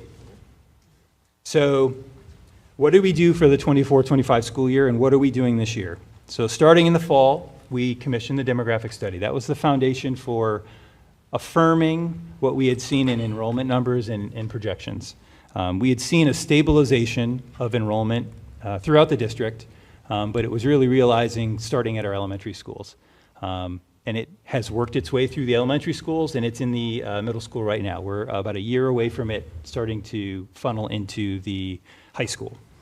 The demographic study was completed in the winter of 2025. This past spring, we were able to have meetings with the principals, the vice principals, supervisors, the teachers, the kindergarten teachers, and the staff that interacts with our kindergarten students. Because one of the other questions on the table was, what could it look like? Right now, our schools are sister schools with pre-K through 3 or 2, depending on the school, all the way up to the high school. Is there consideration for a Early Childhood Learning Center, ECLC? And that is a model in many districts. So the question needed to be asked, and we needed to potentially explore that if that was something that was overwhelmingly supported or that was the preferred way. And unanimously, not one opinion, to the other side, it was kindergarten belongs in the schools in which the students live at, the students are with their siblings, and they can progress through and be a part of the culture that they'll be a part of, whether it's K-2 or pre-K-2 or pre-K-3. So those conversations were important because depending on which path you go, we could be looking at different projects, right, and looking at different structures and setups of buildings. So knowing that that is the preferred way, and certainly is the preferred way on my end, we proceeded with a path that would keep kindergarten in their home schools. So that was the foundation, along with the demographic study of let's move forward. Other topics that were talked about was, what do you need as a kindergarten teacher moving forward? And it was a good conversation. We need some time to take a look at what we have and how do we expand a 40-minute period into maybe a 60-minute period. How do we dig into science, which we don't typically have a ton of time to get into? So we had really powerful and meaningful conversations. Coming out of that meeting, we leveraged our staff development team to embed full day K related topics and a professional learning community in our professional development plan for this school year. So all of our kindergarten teachers are enrolled in staff development related to full day K. And this is all done with, whether we do it for next year or whether we do it for 2 years down the road, we're going to start now, right? If we don't do it next year, we do it 2 years down the road, they can continue on what they're working on now and keep digging and digging and digging it for another year. That's totally fine. So it was something we put in place because we do our professional development planning and enrollment before the school year's over. So we have everybody starting this year, and our first staff development day is coming up. They will be engaging in various activities, planning, diving into the resources, starting this school year. This summer, we had our summer administrative workshop, and I was able to meet with the primary principals, assistant principals, and what we did is we began to simulate what it would look like if we implemented it now. Because we wanted to look at, are there enough rooms with bathrooms? Is the space acceptable? What does it look like? What would the potential configuration of your building look like? So we got them started on that, and I cycled back to them towards the end of the summer, because that was one of the projects they engaged in over the summer. And we were able to determine that we do have the space, and we could move forward if we needed to for this coming school year. We began to prepare for tonight's update. What did that look like? We looked at 2 different pathways. We call it Pathway 2026, Pathway 2027. So if we can get it done for the fall of next year, or if we can get it done for 2 years down the road. And then, regardless of the pathway, when we looked at the buildings, and we've talked about this for many, many years, there are still things that are going to need to be done to the buildings to get them back into their standard operating setups. And I'll give you an example. So at Oak Tree, we have a classroom constructed in the media center. We have a classroom constructed at the back of the stage. We have classes that are taking place at the back of the stage. Those are things that impact the operations of the full total use of the media center, the full total use of the stage area at Oak Tree. And I'm just using that as an example. So regardless of the path we take, we still have some things to do to make room to put everything back to where they need to be. In many cases, there are first, second, or third grade classes that are in art rooms or in music rooms, and that's happening today. That is happening today. We want to restore them back, the buildings back to where they are. We can move forward and then have a project, move forward to full day K and have a project to set things back. We don't need to do that project in order to do full day K. That's what we've come up with in terms of the potential options. We could wait and do the project and do it all at once, but that is a multi-year delay in terms of the planning of that project, the financing of that project, the construction of the project, with the whole variable of would that project even pass a referendum. So pathway A and pathway B get us there without the referendum in our current spaces. So what are we going to continue doing? We're going to continue working with an architect, and actually have a meeting tomorrow. Our architect of record is on site for many of the ESIP projects. He's going to stop by, and we're going to have a conversation, and I'm going to show him where we kind of stand. And he's familiar with our buildings. Many of the buildings have projects that have already been designed, so he would be able to see what we're looking at, take a look at what's already designed, and then also apply whatever regulations need to be on there. If we need more small group instruction rooms based on the ratio of classrooms we have, then he'd be able to identify if we're going to add 2 classrooms here, we need 2 more small group instruction rooms. So we're going to meet with him, and what he would do is he would put together a proposal for a design study. So that would be the next step. The meeting tomorrow doesn't cost us anything, but it would be a design study for these additional projects. Again, unrelated to Pathway 2026 and Pathway 2027. We will go through the budgeting process this fall as if full day K would be happening in fall of 2026. Because what would prevent us from rolling it out is not being able to pay for it embedded in our budget. If we can't, and you'll see this in one of the pathways, if we can't get through it, right, we're looking at whether it's healthcare costs or significant reductions in state aid or whatever variables that are significant, we would potentially look at putting this on as an additional proposal question, because that's another pathway we could do this, right? Doesn't mean we have to go down this road, but we could put it as additional proposal question during the next November election. Again, the election wouldn't cost us like we would be running our own election. That's why I would recommend, or I would suggest, the November piece. If it went on for a question there, the costs of it, which we would have all the costs associated with it as we go through the budgeting process. And we have a fairly good, we have a very good idea of what the cost is right now, but we will refine it through the budgeting process, especially on the staffing side. We would be prepared for that November piece, and we would spend the springtime this year getting ready for the additional proposal next November. It would be voted on, and then we could implement it for the following 2027. So if you go to the next slide, you'll see Pathway 2026, Pathway 2027, and additional project referendum.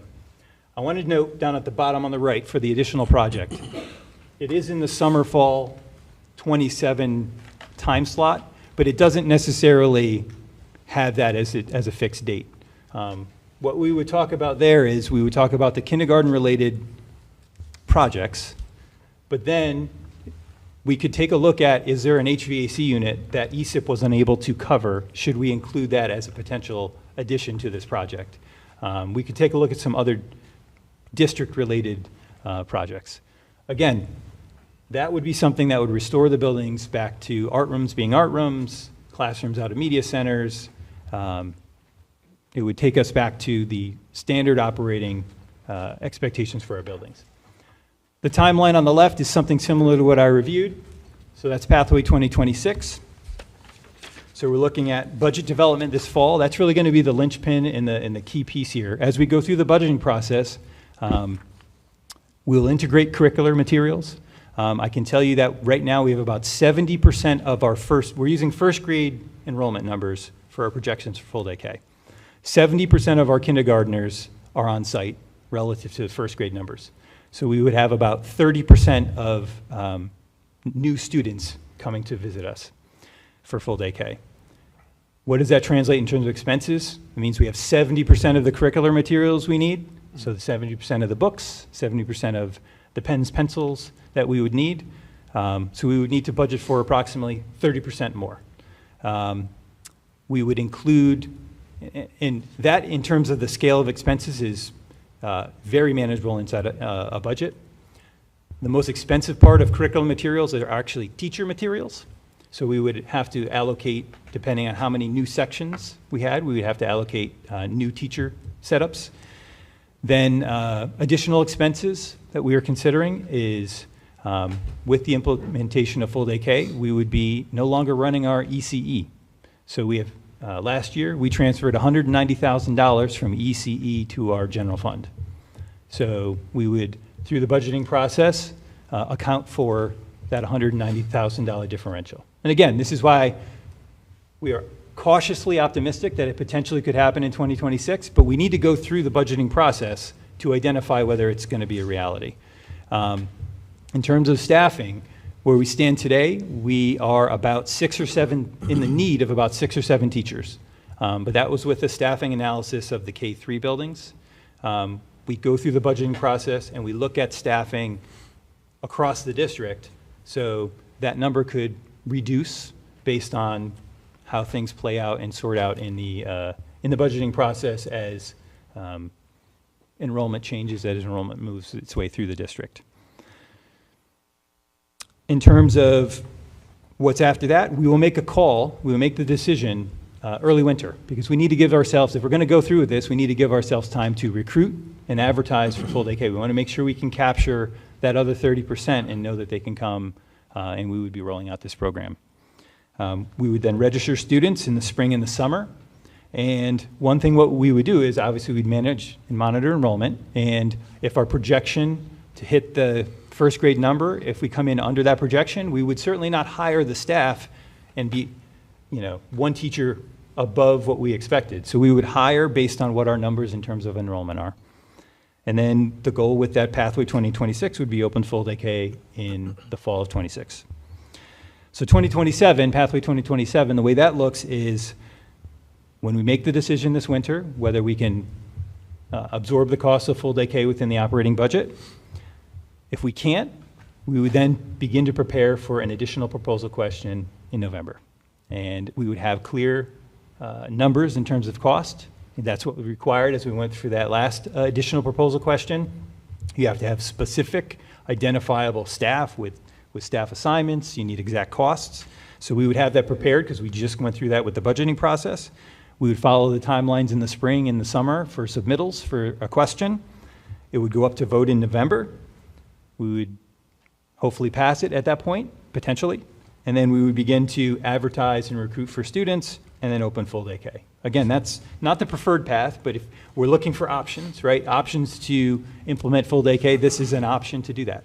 Another thing we could do is choose not to go for a additional proposal question. We could choose to integrate it in the budget again for the 2027 school year.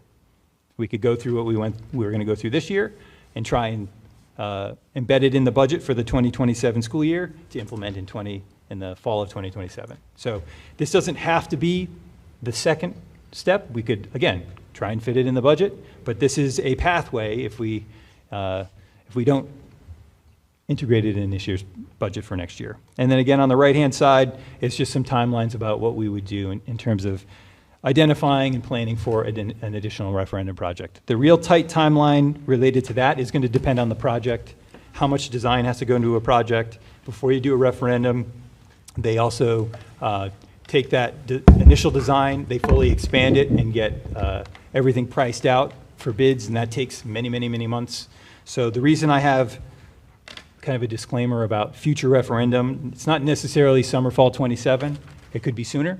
If all these projects that are identified are already planned and designed, and we just need to go out and have them estimated essentially, that's much quicker than starting from scratch with a plan, going through the planning process, then going through the estimation process, and then putting together a referendum. So, and again, this is additional projects to restore the building. When we get enrollment and we get this up and running, we could always tweak and adjust what this project looks like as well. So I just wanted to give you a total snapshot of realistic pathways to get to where we ultimately have to be by 2028, 2029. But these are just realistic pathways to get us there. But the most important piece is, for this year, for right now, we're going to go through the budgeting process as if full day K would be implemented, and we will see ultimately what the cost would be in terms of updated curriculum materials, updated costs for staffing. We'll layer in our health benefits information, all those variables, and we will make a decision whether we can pull this off or not. Now,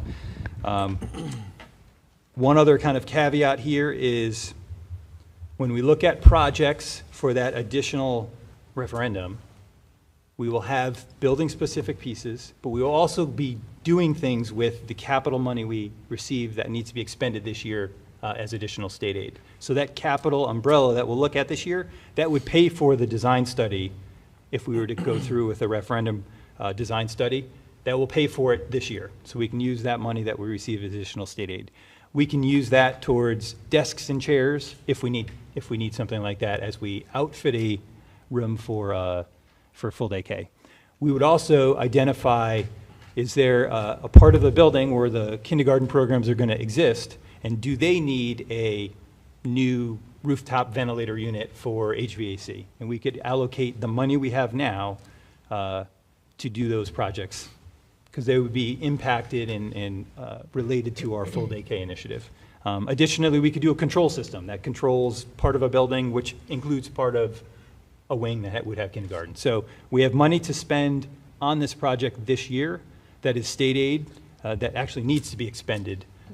So we will, regardless, be expending it minimally on capital projects, but we would, if we are in a realistic situation to get this done for the fall 2026, I would anticipate if we need desks and chairs, we're using that money to get desks and chairs. If we need anything capital related to those rooms, that's what we're spending the money on now. So, and that concludes my strategic plan update with a focus on full day K. I just want to, I just want to thank Dr. Lehman for the quantity of the information that he gave us tonight. I know he's been giving us at different committee meetings bits and pieces about the full day kindergarten. It's like he wanted to come to this meeting tonight and surprise everybody with his results. But it looks promising. As you can tell, he and I know Mr. Morale have done a lot of work on the strategic planning and reporting, and they reported to the CAC the other night. So I want to thank you, Dr. Lehman. I don't know if you took a breath in between that.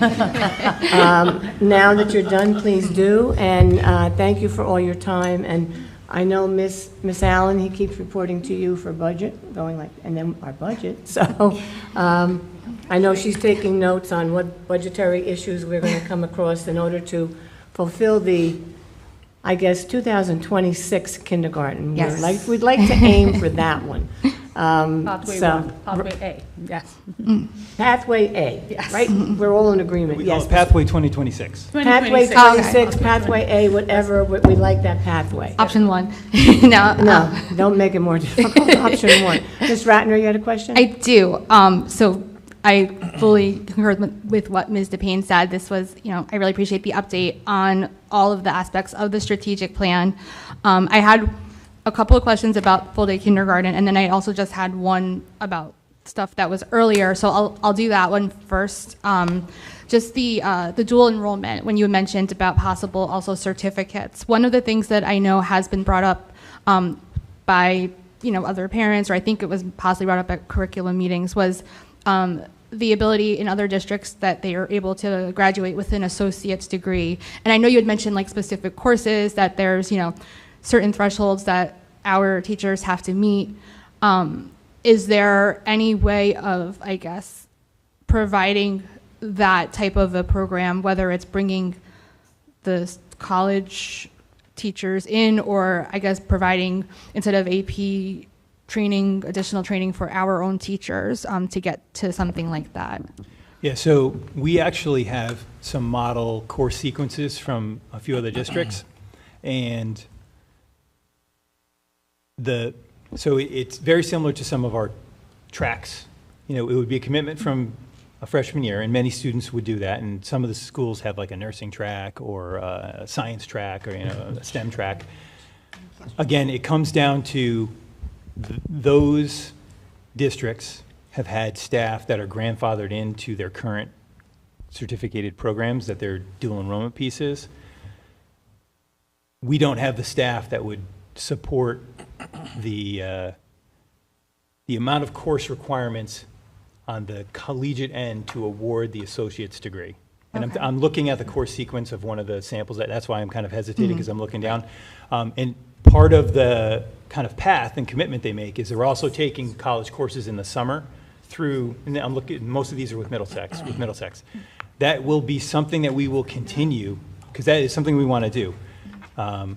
When we have a pathway that we can have the staff with the proper credentials and the dual enrollment all synced together. And this isn't a fault of anyone. This is just the reality of many of those dual enrollment courses have a threshold of which it's extremely difficult for a public school teacher to have that, to meet that.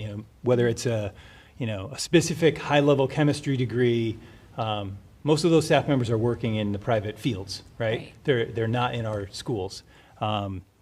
So we were able to expand in the science realm this year to offer chemistry as a dual enrollment course, one thing we haven't had in the past. And that's directly related to one of our staff members and their work at one of the colleges that we have the dual enrollment piece. Because there's a lab requirement that also comes to a lab science, and they're able to fulfill that lab requirement because of that staff member's credentials and their employment with us. So we're adding things every year. When we get to the point where we can weave a full associate's program in there, we would 100% jump on it in a heartbeat. But again, it's a significant course sequence, and it really comes down to our ability to get staff in the right slots in order to fulfill that. Okay. So we have some model and samples, but I'm confident that when staff start to retire in some of the areas, my guess is many of those programs will fall away. Okay. And we'll see kind of what we have, a smattering of dual enrollment, but the real focus, and a strong focus now, is that certificate piece. Because that is something that is tangible. Our students can walk out with something that they can use in the workforce tomorrow. All right, thanks. And then I have two questions regarding full-day kindergarten. And I think, I'm not going to speak for everyone on the board, but I think we would all love to see that pathway 2026. I've been, I have a first and a third grader, so I've been hearing this a lot. And, I think it would be fantastic if we can get this. Obviously, there's certain restrictions. But my first question if we needed to go out for an additional proposal question, and I'm going to try to put this accurately, Mr. Weiss, if I'm wrong on any of this part of the law, let me know.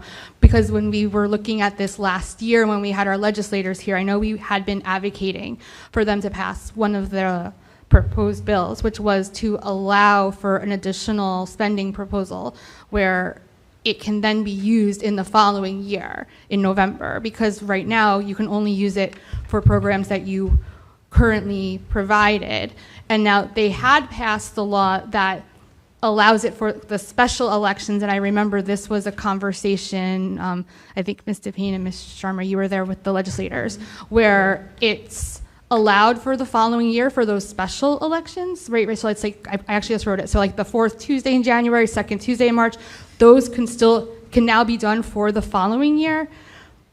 From my knowledge, they have not passed that part for November where we could do it for the following year. So I agree, it's obviously better to save money and do it all in November, but would it be that I'm assuming by doing that, the suggestion was then that we wouldn't offer until it was, approved by the voters. I guess I'm sort of just not totally understanding if we have to have it approved first and then we have to wait if it's in November. As of right now, I wasn't sure about that part of it.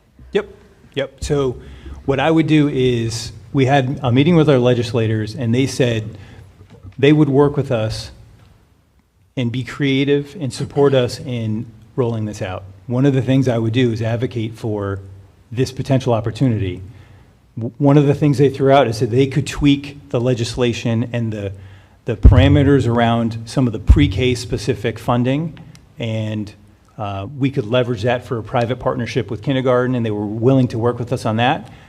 We certainly have a pathway, and if we can go to the legislators and say, this is our pathway, this is the most fiscally responsible way to do it, instead of us paying $100,000 to $150,000 to run our own private election, we can get this done here.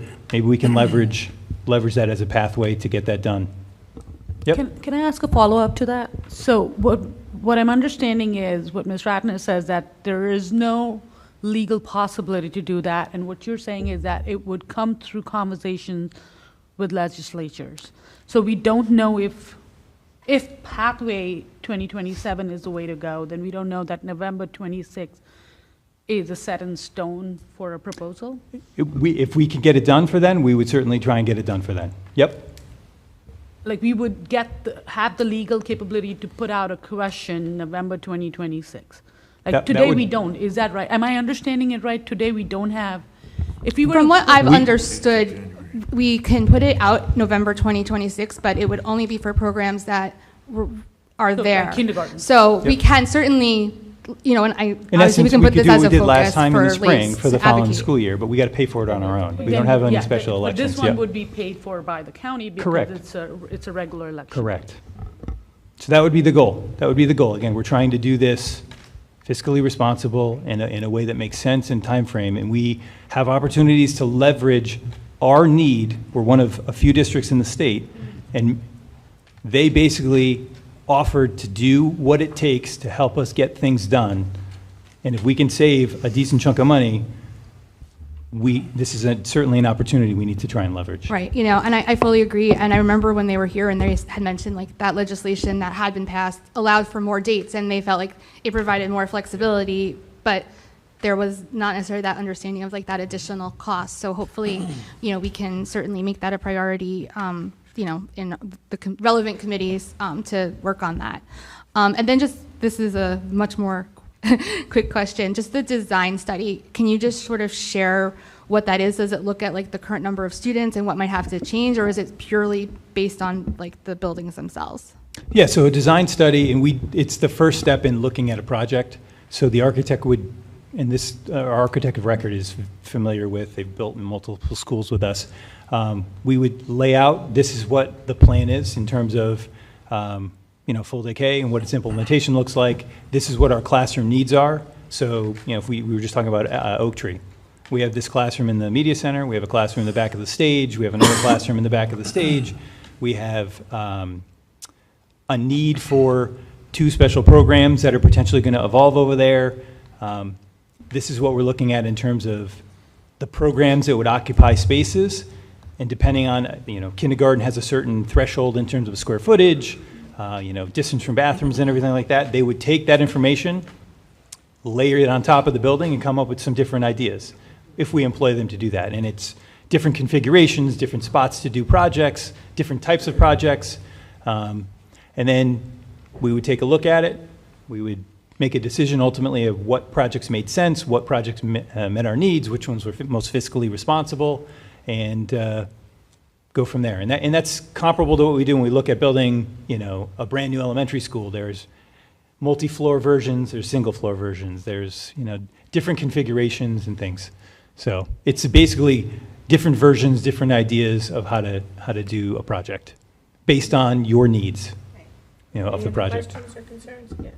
I'm also going to first ask about the strategic plan update, and then I'll go to the kindergarten. Dr. Lehman, you mentioned that for the MTSD Portrait of a Graduate, you mentioned that we have seen the various tools out there. I thought we had already gone through a PD on that. So we've already done it. So we identified a tool and we did a PD for some staff members on that? What we did is we went and we met with each of the vendors. Okay. So we reached out, we got proposals for how much it would cost to do different versions and variations of a Portrait of a Graduate. And some of them are multi-year, 3 to 4 year projects that are hundreds of thousands of dollars with them on site doing training and everything down to, minimal cost. And then you can pick and choose from anything in between. And we haven't identified one yet. No, well, we've kind of narrowed it down to one realistic, manageably cost piece. We're kind of looking at the survey side of it as opposed to on-site facilitating discussions and things like that. Okay. So there'll be teachers, and you did mention community surveys, and our students will equally be involved in this project. Yeah, well, the Portrait of a Graduate is a community project. So it would includes be all aspects of our community. Which is why, I'd say survey, but it's more than just students, staff. It would be a community survey. It's input from, what is the vision? What does the graduate of Monroe Township High School look like? And it's not necessarily, there could be a couple different thoughts about what, the outcome So looks when like. can we start to see some work through our committees on this? When can we expect something? I would expect something later this year. Later this year? Okay. Yep. All right. Moving on to the full day K, the $500,000 that we've received, our due date to use that money is June of '26. We have to use. The end of the year, to get yep. reimbursed, right? We're going to Yep. get reimbursed that money, or is it already in our We account? have it. We have We the have the money. Mhm. So would we need to furnish them with projects that were used to cover it? Yes, we have to report to the state, I believe it's towards the end of January, about the plan and the timeline of what we're going to do with Okay. it. So whatever we plan, we need to let them know by. Yes. So you mentioned something about teacher setup. That money cannot go towards that at all. So that's curricular materials. Yeah. So we're talking about capital would be desks, chairs, technology. Is it a conversation? Walls, roofs.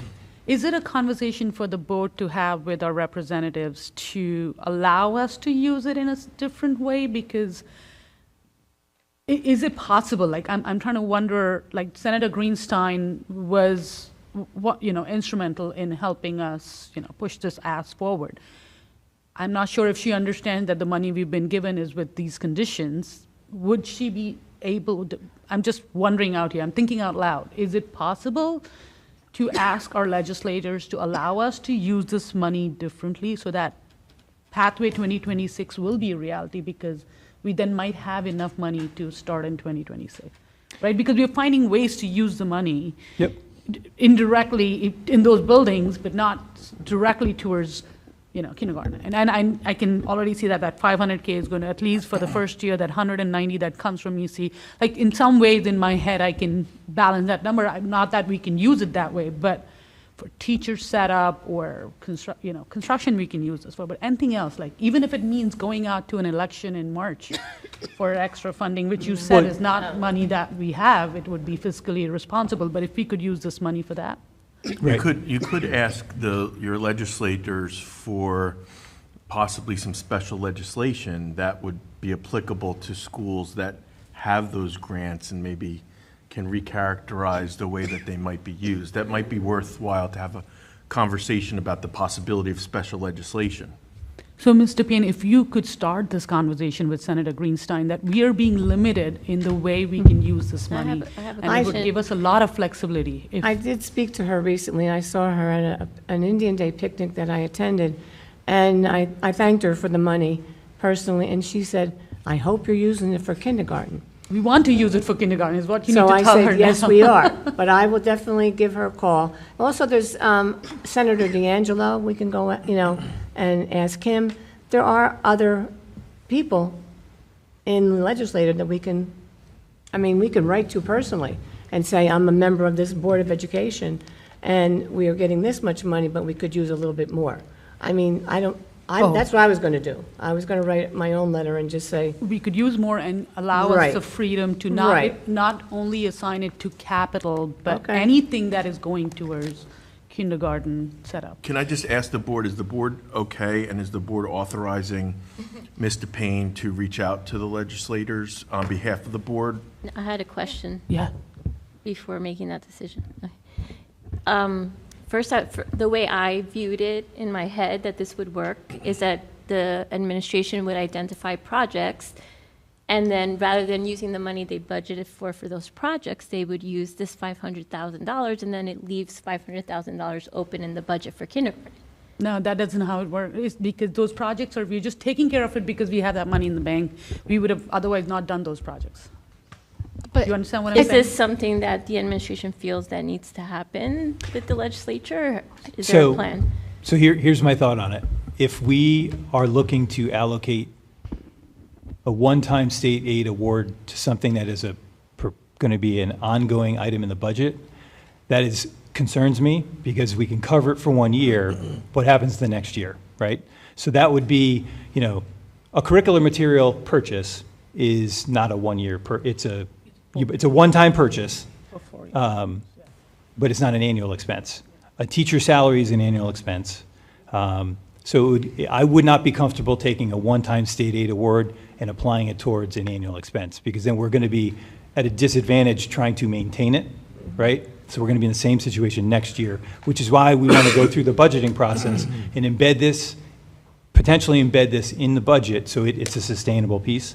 When it comes to curricular resources, we have a cycle of replacing curriculum materials and documents and things.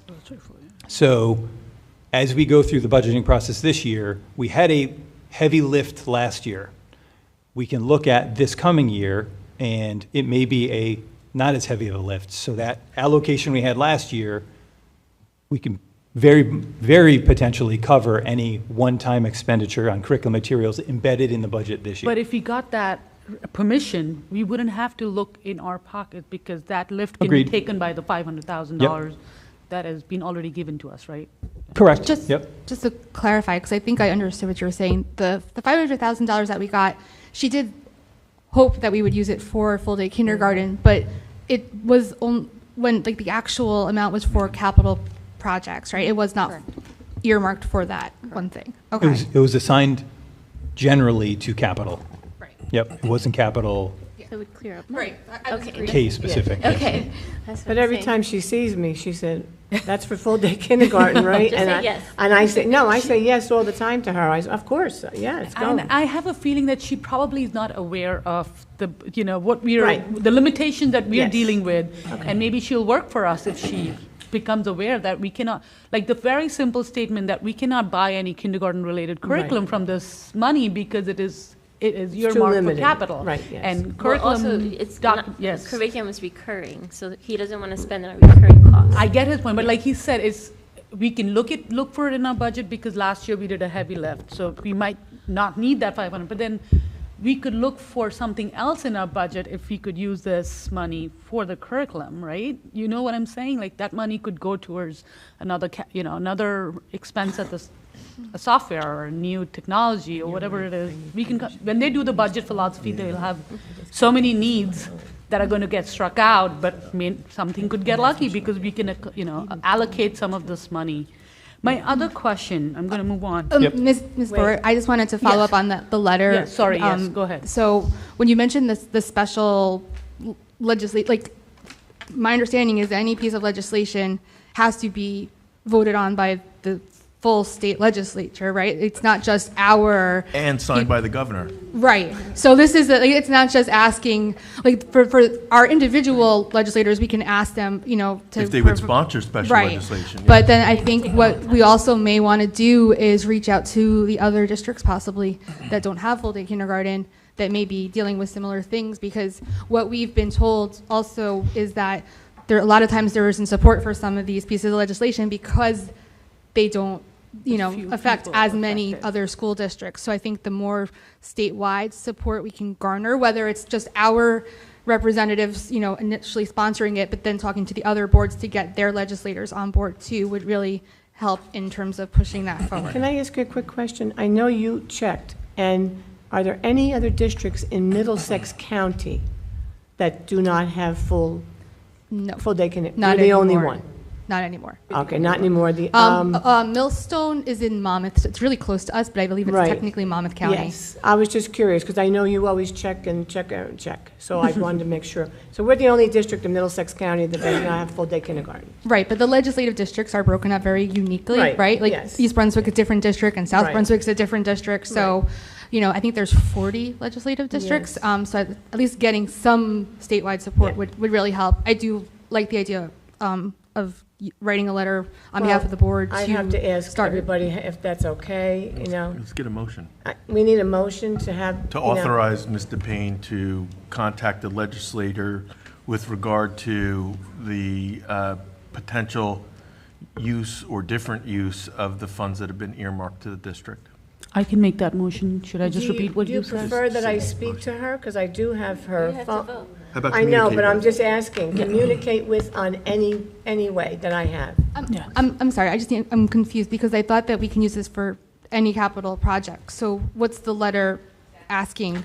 Wasn't- Ms. Bora asked If it could be if it could be recharacterized. recharacterized, So yes. that we could use it for teacher side, Yes, like our if we- curriculum material that we might need any extra, Right. whatever extra cost beside capital project. Right, she wanted to see if we could get permission to use it We've for been other boxed. costs other than capital.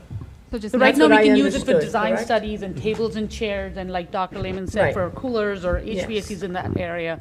But we can't use it for any curriculum related, we can, like he said, you could use it for teacher salary this year, but then we cannot. Right can't. now, we cannot. Mr. Zeichner, he's got his hand up. Maybe I'm a little bit confused here. I'm trying to hear everyone, but my understanding is that we're still going to have a bill to pay when it comes to 27. Whenever you implement a kindergarten program, you're still going to have that money to pay. So whether you brand it under something else, you're still going to need $500,000 for capital expense.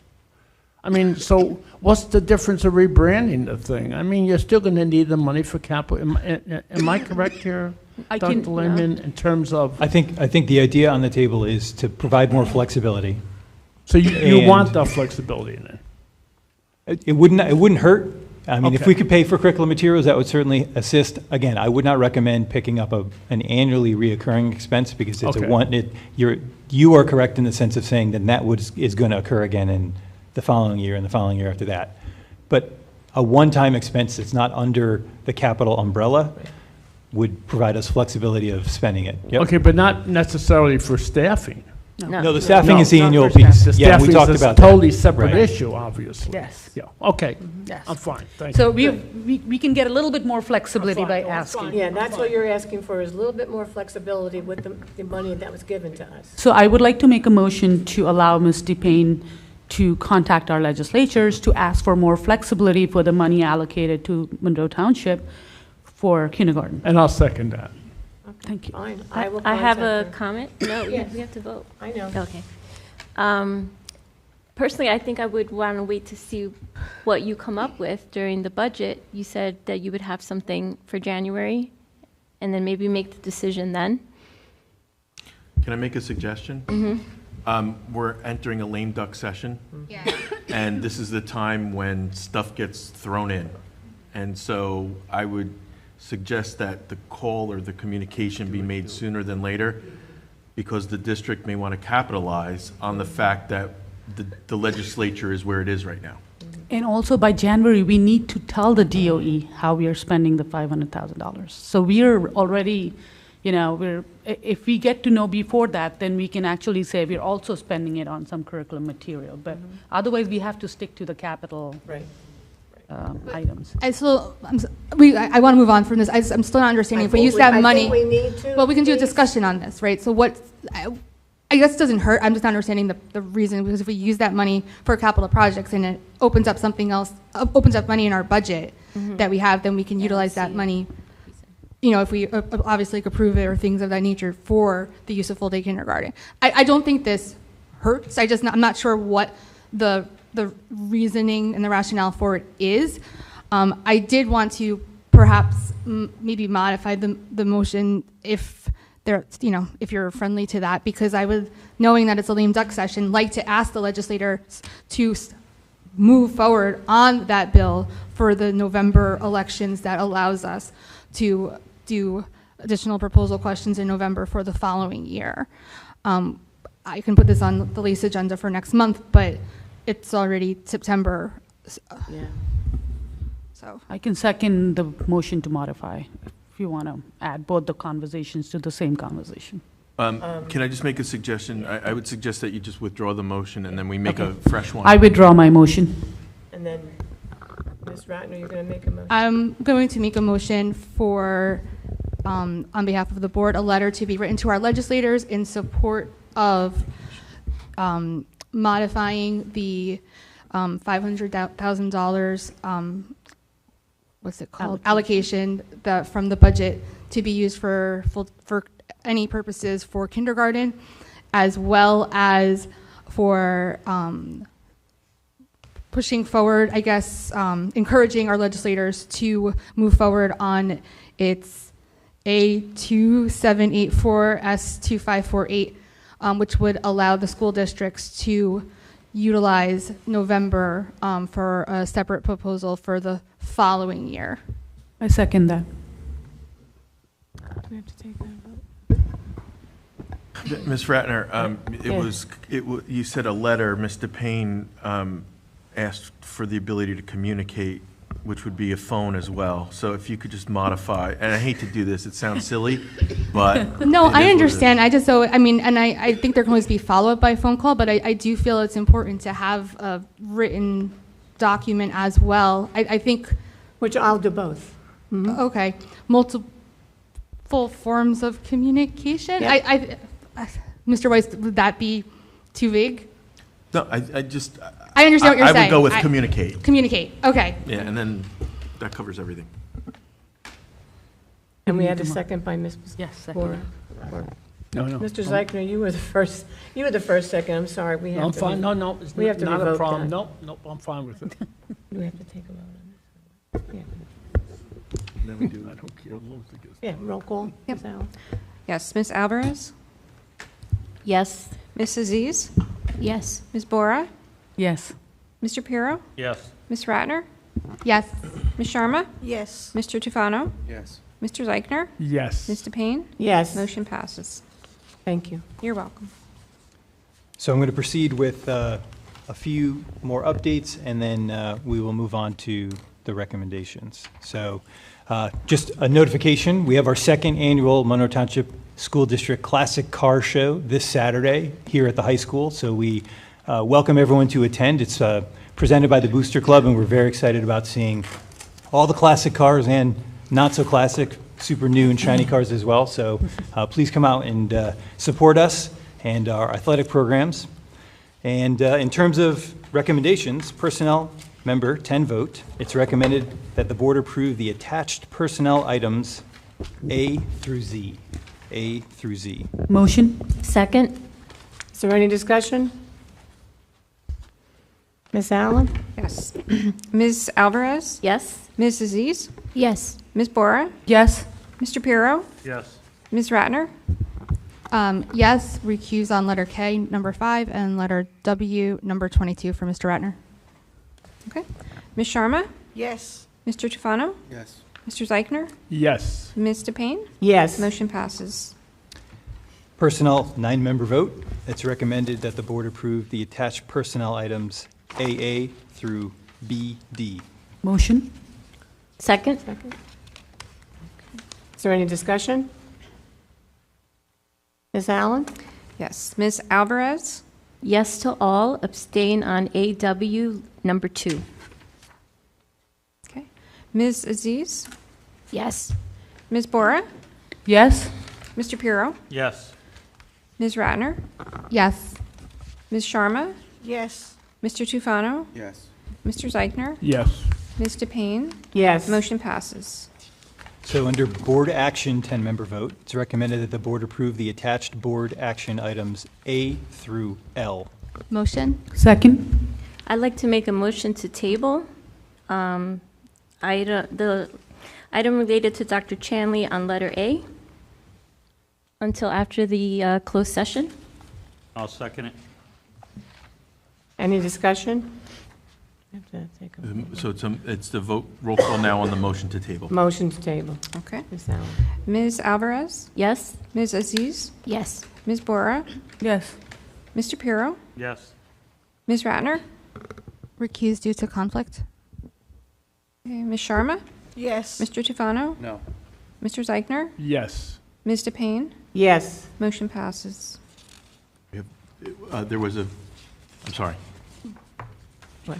No, it was tabled. Yes. And now we vote on the rest. I'm sorry. So board action, 9-member vote. It's recommended that the board approve. No, Oh, hold on. We Wait a minute. didn't do, are we Yeah, doing we have all? to do the vote. For the rest of the 10-member Yes. vote, right? Right, And I just had a couple of questions. Okay. So I guess the first one, and this is on the 10-member and the 9-member, but I see that there's the Title I school parent involvement policy. I guess if you can just share a little bit more about that. I'm assuming it's at all of the schools where we are eligible for Title I, but is this involving all of the parents, or is it certain parents? I guess just a little bit more about what's involved. So it's a process that the Title I schools go through. The Title I schools for this year are Mill Lake, Woodland, and the high school. Previously, maybe 2 years ago, Brookside was also a Title I school. So annually, what the schools are doing now is they're updating this. It's quote-unquote policy. It's really an annual plan to engage the community members from the school in terms of what the potential needs are to support the students in those schools. And we've engaged anywhere between probably 40 to 50 students per grade level, K to 3, a little less in 4th and 5th grade. And then at the high school last year, the Title I funds were allocated towards staffing to support the MTSS process towards the Title I students in 9th grade. This year, we're expanding to 9th and 10th grade. So, All right, thank you. Okay. I don't know if we had a motion on that, on, We did We have a did. motion on Did the we have a table. second? Mm-hmm. Okay, and tabling that part of A. That's over. Okay. That passed. Any other discussion on that? Ms. Allen? Okay. Ms. Alvarez? Yes? Ms. Aziz? Yes. Ms. Bora? Yes. Dr. Peck? Oops, I'm sorry. Mr. Pirro, which is on my list. Ms. Ratner? Yes, however, I need to recuse on letter A for Mr. Snyder. Okay. Ms. Sharma? Yes. Mr. Tufano? Yes. Mr. Zeichner? Yes. Ms. DePayne? Yes. Motion passes. so now we're at the 9-member board action. It's recommended that the board approve the attached board items, action items M through S. M Motion. through S. Second. Is there any discussion? Second. Yeah. Thank you, Mr. Zeichner, seconded. Yep. Any discussion? Ms. Allen? Yep. Ms. Alvarez? Yes? Ms. Aziz? Yes. Ms. Bora? Yes. Mr. Pirro? Yes. Ms. Ratner? Yes, however, recused for Mr. Lurie on letter M. Okay. Ms. Sharma? Yes. Mr. Tufano? Yes. Mr. Zeichner? Yes. Ms. DePayne? Yes. Motion passes. That concludes my report. Thank you very much, Dr. Lehman. Now we have the business administrator's report. It is recommended that board action items A through I be approved by consent roll call under a 10-member vote. I'd Motion. like to make a motion. Hold on. Motion. One Second. Wait 1 second. Okay. No. Now I'd like to make a motion to table on item B, check number 9582, for a discussion in closed How session. is that here? Second. When you're recusing on the check.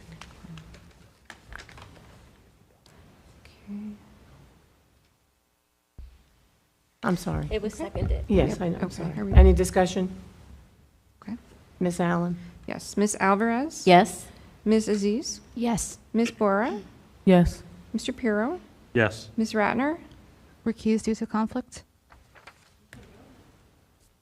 Ms. Sharma? Yes.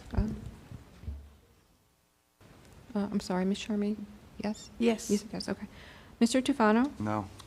Mr. Zeichner? Yes. Ms. DePayne? Yes. Motion passes. 10-member. So we have to go back To the regular. to the 10-member. I'm sorry. No, Hold sorry. 1 second. Ms. Bora has a question? Right, I had a comment and a question. I do want to thank all the organizations that are donating money for different enrichment services, specifically the Monroe Falcons Wrestling, which is donating a large sum of money sponsoring the MTHS wrestling mats. I was just curious, Monroe Falcons Wrestling, is that the Township Wrestling Club? Recreation, wrestling. It's incredible that they have been able to make such a generous donation to the high school program, so thank you. Anyone else have any comments? Ms. Ratner? Yes. In alignment with that, I also did just want to mention the other two sponsors, which are the MTA and Ink Therapy as well. There was also a donation from a resident, Mrs. Josephs, for a piano to the high school. And then I did just want to mention because this had come up at BG&T, for letter I, the Troy and Banks Utilities thing, I did look at the document, and it does mention that the amount that they are charging is only for things that we are not automatically receiving due to state statute or statute of limitations or things like that. So I'm glad to see that, and hopefully, we'll have a lot of success with it. Okay. Any other discussion? Okay. Ms. Allen? Yep. Ms. Alvarez? Yes? Ms. Aziz? Yes. Ms. Bora? Yes? Mr. Pirro? Yes, I'd like to abstain on letter B, check number 9562. Okay. Ms. Ratner? Yes, I'm going to recuse on the bill list and the addendum for, due to conflict on any payments, claims, and bills for Dr. Chanley, Dr. Lehman, Dr. Higgins, Mr. Ratner, Ms. Francis, Ms. Abruzzi-Lithgow, Mr. Lurie, Mr. Steiner, Methessel and Werble, and Mr. Rubin. Ms. Sharma? Yes, but I would like to abstain for letter B. Mr. Tufano? Yes. Mr. Zeichner? Yes, except I would also like to abstain for letter B. Okay. And Ms. DePayne? Yes, and I'd like to abstain on check number 9562 in letter B. Okay, motion passes. Can I also Mr. Zeichner, you have a comment? emphasize that not just the bill list B, but check number 9582. Yes, yep, okay. Thank you. Oh, and We Ms. tabled that. It was, That was tabled. Yeah. okay. Any other discussion? Questions? Ms. Allen?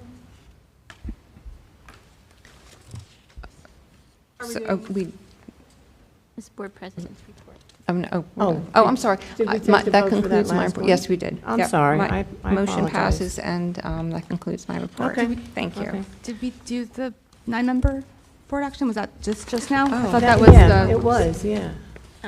Oh, But, Wait, so we were doing 9-member, but Acting? the abstainment was happening on the 10-member. You're right, okay, wait. Yeah, it's confusing. The letter B was already done. Yeah, that's right. Yes. I thought so I wasn't sure why It was for the people, B. so. I'm there's no pretty need sure for that it. we were going, Yeah, because okay. we did the roll call to Right. table It didn't make sense. one item, but then we And were we had to doing vote on the it. rest of the items, Yeah. which is Okay. what I thought we were just did. doing, Yes, right? it was just So we We're on didn't the do, That was a 9-member. 10-member vote. Right, so we're on the 9-member. now we're We're on doing the 9-member. Yes. Right, Thank, see, that's what, yes. that's what I Okay. thought, it was a 9-member Right. vote. Okay. Okay, So do we have we'll do, Ms. Allen? did we have the motion and the, There was a Motion. motion by, Second. yes. okay.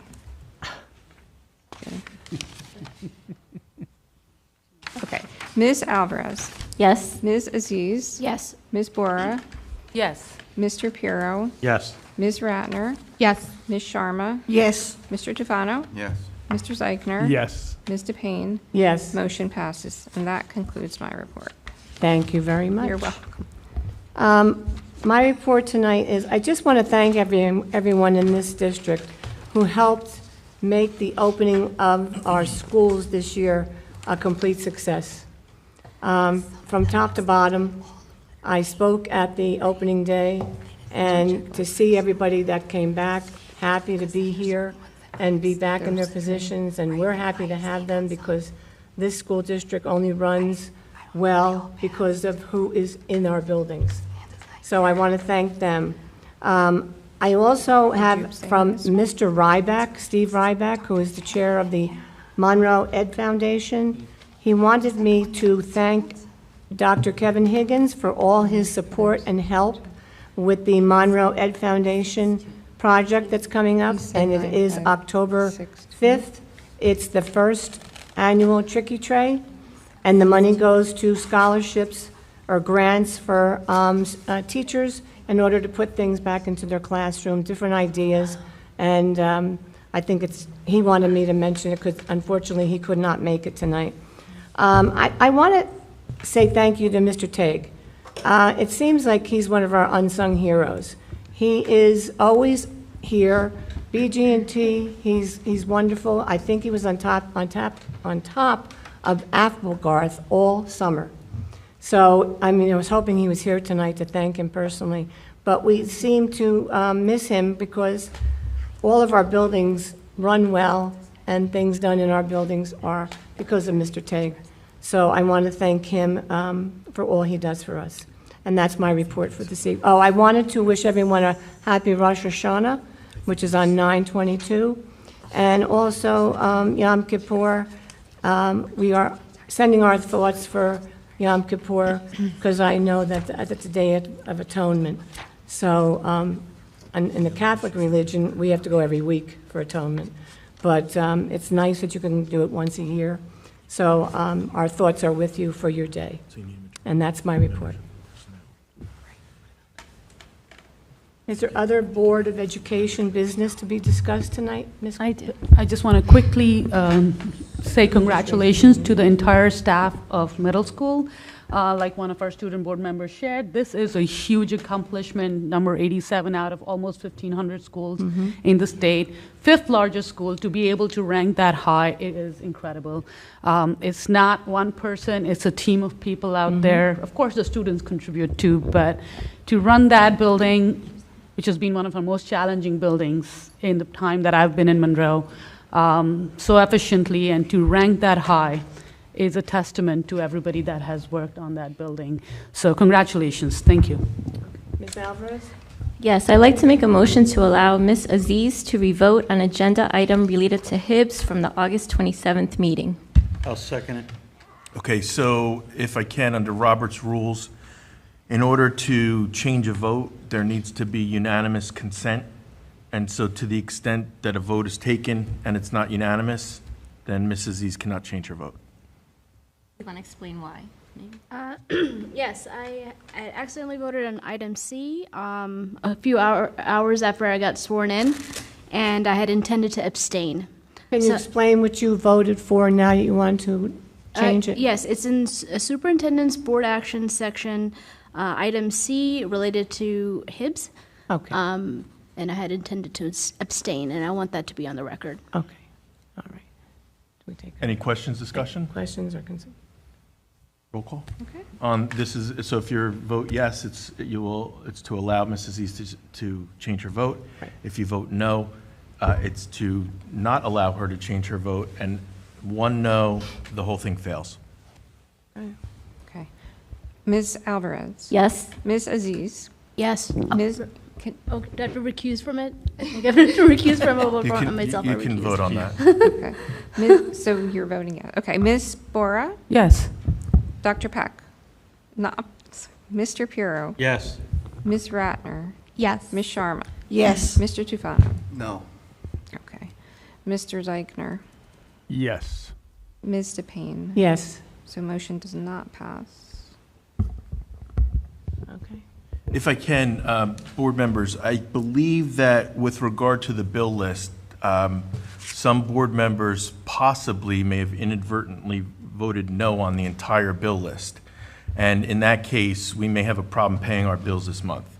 So to the extent that anyone may not have realized what they were doing when they did it, If anyone wants to change their vote, we should have a discussion about it. Yes, definitely. Ms. Allen, can we just get a clarification? The check that was tabled, what was that number? The 9582 Or was 62? tabled. Not 6282. 82, sorry. Yes, 9582. And for this vote, there was 3 people abstained on 9562. Nine- And 1 person abstained on the bill 9218. list. So, What check was that? so is it, you said only 3 people abstained on the one? I have 3 people abstained on that particular check number, 9562. 9562, Yeah. and 1 It's okay. person on just B on the bill list. I thought it was more than. Right, the whole but bill then list. I And didn't then use check another numbers. person, No, you didn't. no, it wasn't. So there's 5 recusals on, you said 3 people. Did you were- recuse on the specific check number? Well, I You didn't had because different I started names, doing it. But you had like- different names. that But you had, yeah. Right, so This wasn't- the issue is that one of the concerns of conflict involves 9562, which means if there were, from what I can understand, if there were 3 people This who. wasn't, It was 9562 9582. is not related to, You It's a tabled student- 9582, Ms. Allen. 9582 was. 9582, okay, so And that 95. was, can I ask for clarification? Like, this was the one that we tabled, that's so right. why would anybody's vote? No, abstaining no, on- 9562. Oh, that's a different one. 9562 is not the one that was tabled, No. but I am conflicted on 9562. Because, okay. I abstained. Okay. Right, but then But it doesn't. there were it counts 3, as a you said there were 3 abstentions on 9562. Because Mr. 1 Zeigler on all added of B, his and then one. myself. Right, so that would be 5. That's 5. And you need You need- 6. Right. I'm sorry, but did you say just did you I'm specifically Mr. say? Rubin.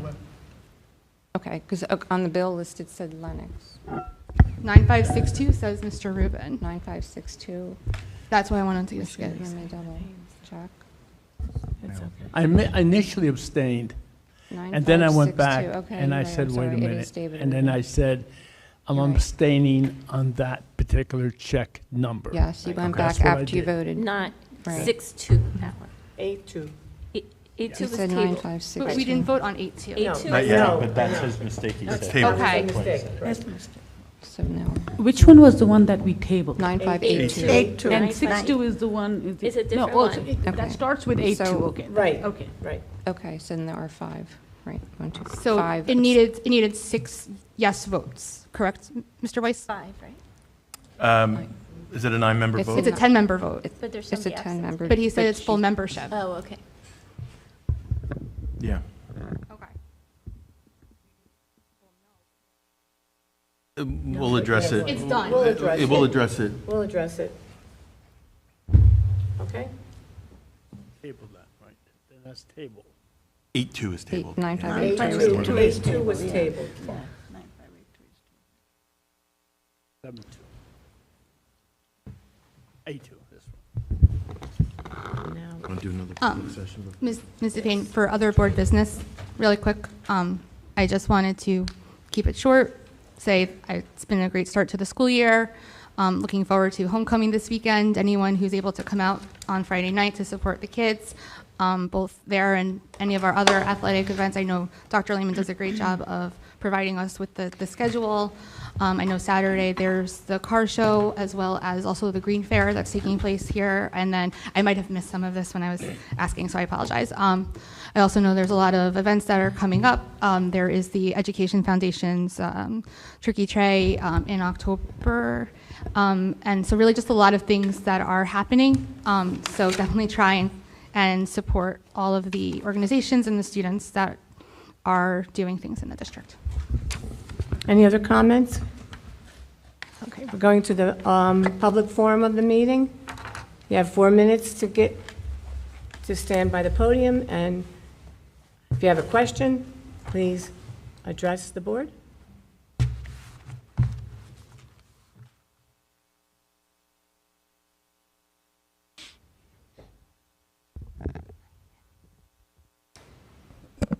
Good evening, Roshni Shah, Monroe Township. Just wanted to say very, very impressed with all of the work that's been done on full-day kindergarten. I think I speak on behalf of all of us when I say it is about time, right? I think we've all been waiting for this for many, many years. I think the board felt this way as well, but I definitely think we should emphasize and go towards, trying to do it in 2026, right? And I think that's really the goal, trying to do it as soon as possible, because we're one of 3. I'd like to not be an N of 1, right, opening in 2027. So just really want to commend the administration on all the great work. I'm sure many of you know I'm a candidate running for the Board of Education next year, and so I also commend you all, because this whole campaigning thing, I don't know how I feel about it, but I give you guys a lot of credit for what you've done, because you've all campaigned. But one thing I will say is I definitely feel like this meeting, I've seen you all work together. I've seen you all come to a consensus. I think we have new board leadership, and I think that it is a good path forward for us to work together, collaborate, make great decisions. So I thank you for that, and I just wanted to say great job. So thanks very much. Thank you very much. Anyone else like to speak this evening?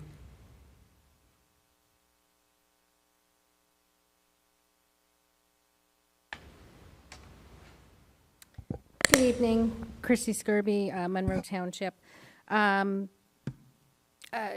question about full-day kindergarten. Dr. Lehman, you said this year you moved approximately $200,000 from the ECE, 197,000, something like that. 190, yep. How much was the total revenue, though, from ECE? What is in that account as a total? Because I know we don't move the entire profit. I know we only move a certain amount each year, but how much does that profit each year?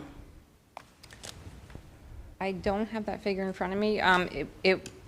We took most of the profit to transfer into the budget. So last year it only made 197? A little, somewhere around there.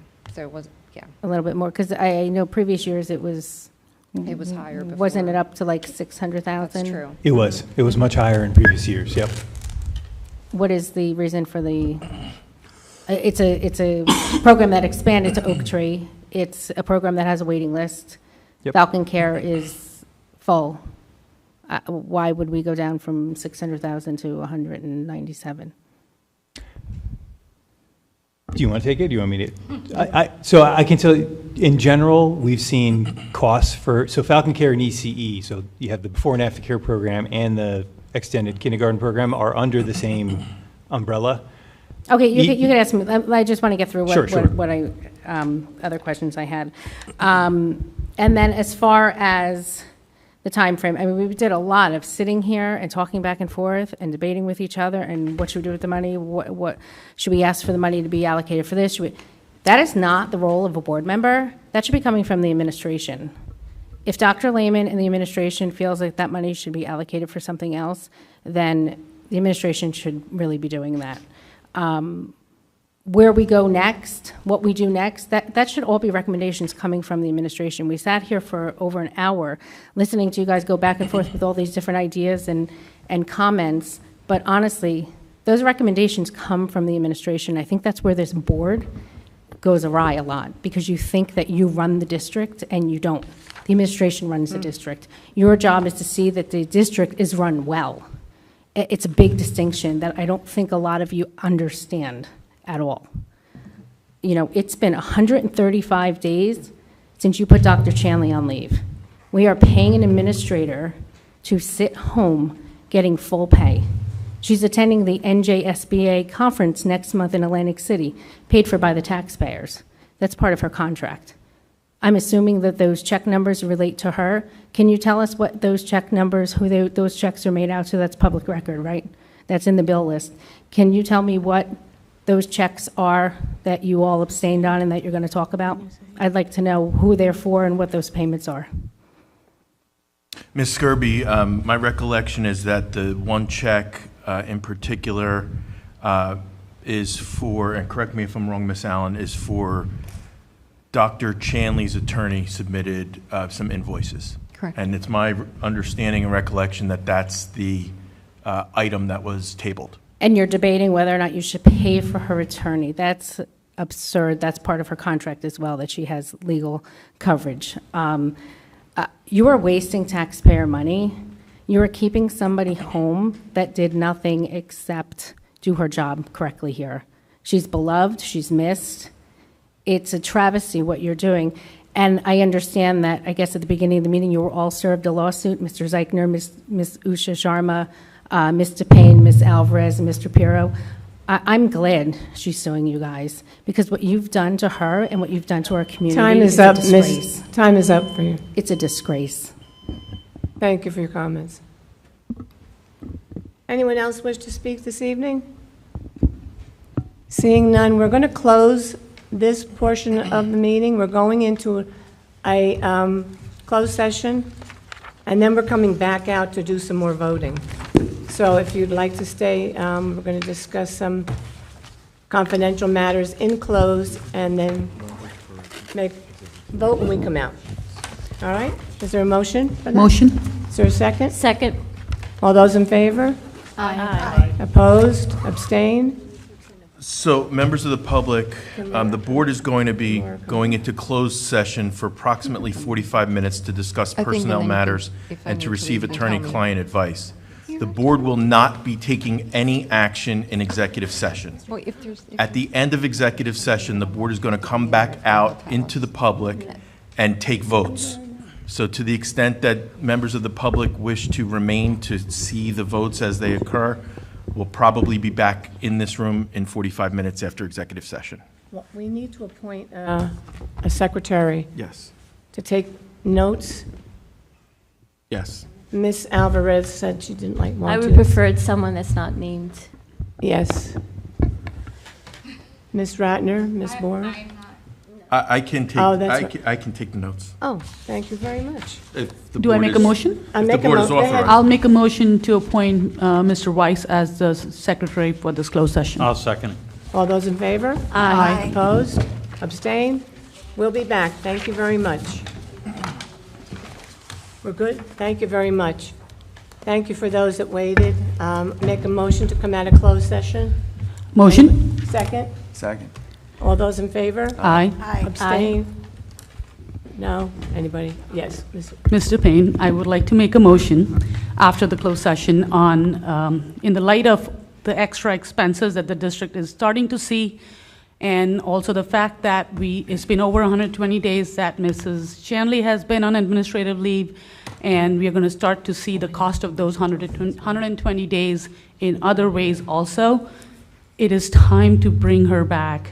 I would like to make a motion to reinstate Dr. Chanley. Can I interrupt you just 1 minute? Yes. I need to make a motion to open this Will you meeting. reopen the- Like, I closed that one. sorry, I apologize. And then I was like, Let's- whoop, right in. Just to make Okay. it kosher, Just to let's, make it kosher, Yeah. we may have a motion to open this Motion? meeting. Okay? Second. you could do just voice vote. Yeah, all those in favor? Aye. Aye. Okay, thank you. Any opposed? Any opposed? Any Any abstentions? Thank you. I Good. think you're my son. My son tells me the same. So I second Gonzalez's motion. Thank you. Okay, and I'd like Do to I have make a say it motion. again? Do I have to say my motion Yes, again? Yes. Yes. I would like to make a motion to immediately reinstate Dr. Chanley and save this district from spending any more tax dollars on costly lawsuits. Second. Second. I would like to make a motion to table this motion to the October meeting, regularly scheduled Board of Ed meeting. I'll second it. The motion to table takes precedence, so there's a roll call vote on the motion to table. Okay, thank you, Mr. Weiss. Got it. Mr. Payne?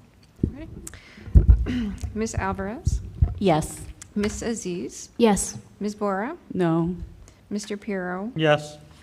Ms. Sharma? Yes. Mr. Tufano? No. Mr. Zeichner? No. Ms. DePayne? Yes. Motion passes. Okay. So I have to bring up the Next motion. item? Yeah, next item that we're going to talk about or vote on is the tabled item A under the board action items A through L, page 19. It was person, I can mention the Professional name? development. Professional development for Ms. Chandley. So we need to have a motion on that. Motion. please. Second. Is there any discussion? Ms. Alvarez? Yes. Ms. Aziz? Yes. Ms. Bora? Yes. Mr. Pirro? Abstain. Ms. Sharma? Yes. Mr. Tufano? Yes. Mr. Zeichner? Yes. Ms. DePayne? Yes. Motion passes. And the other tabled item is under the bill list, and it was for check number 9582. I need a motion to have that. Motion. Is there a Second. second? Okay. I Oh, need what was the motion was to approve it? approve that. Can you say the whole motion, please? I'm yesing your motion. You said you Right, wanted but to. I think you should repeat it since you made the motion. I just mentioned it. It's number 9. Approved. 9582. So I make a motion to approve 9582. Right, I just I want to second. make it copacetic. Okay. Is there any discussion on that? Roll call, Ms. Allen. Ms. Alvarez? Abstain. Ms. Aziz? Abstain. Ms. Bora? Yes. Mr. Pirro? Abstain. Ms. Sharma? Abstain. Mr. Tufano? Yes. Mr. Zeichner? Abstain. Ms. DePayne? Abstain. Motion does not pass. I think that's it. Evening. That's it for our meeting tonight. Thank you for your extra time in the executive session, and we'll see you all in October. Motion to adjourn. Motion? Second, all those in favor? Aye. I don't think anybody's opposed.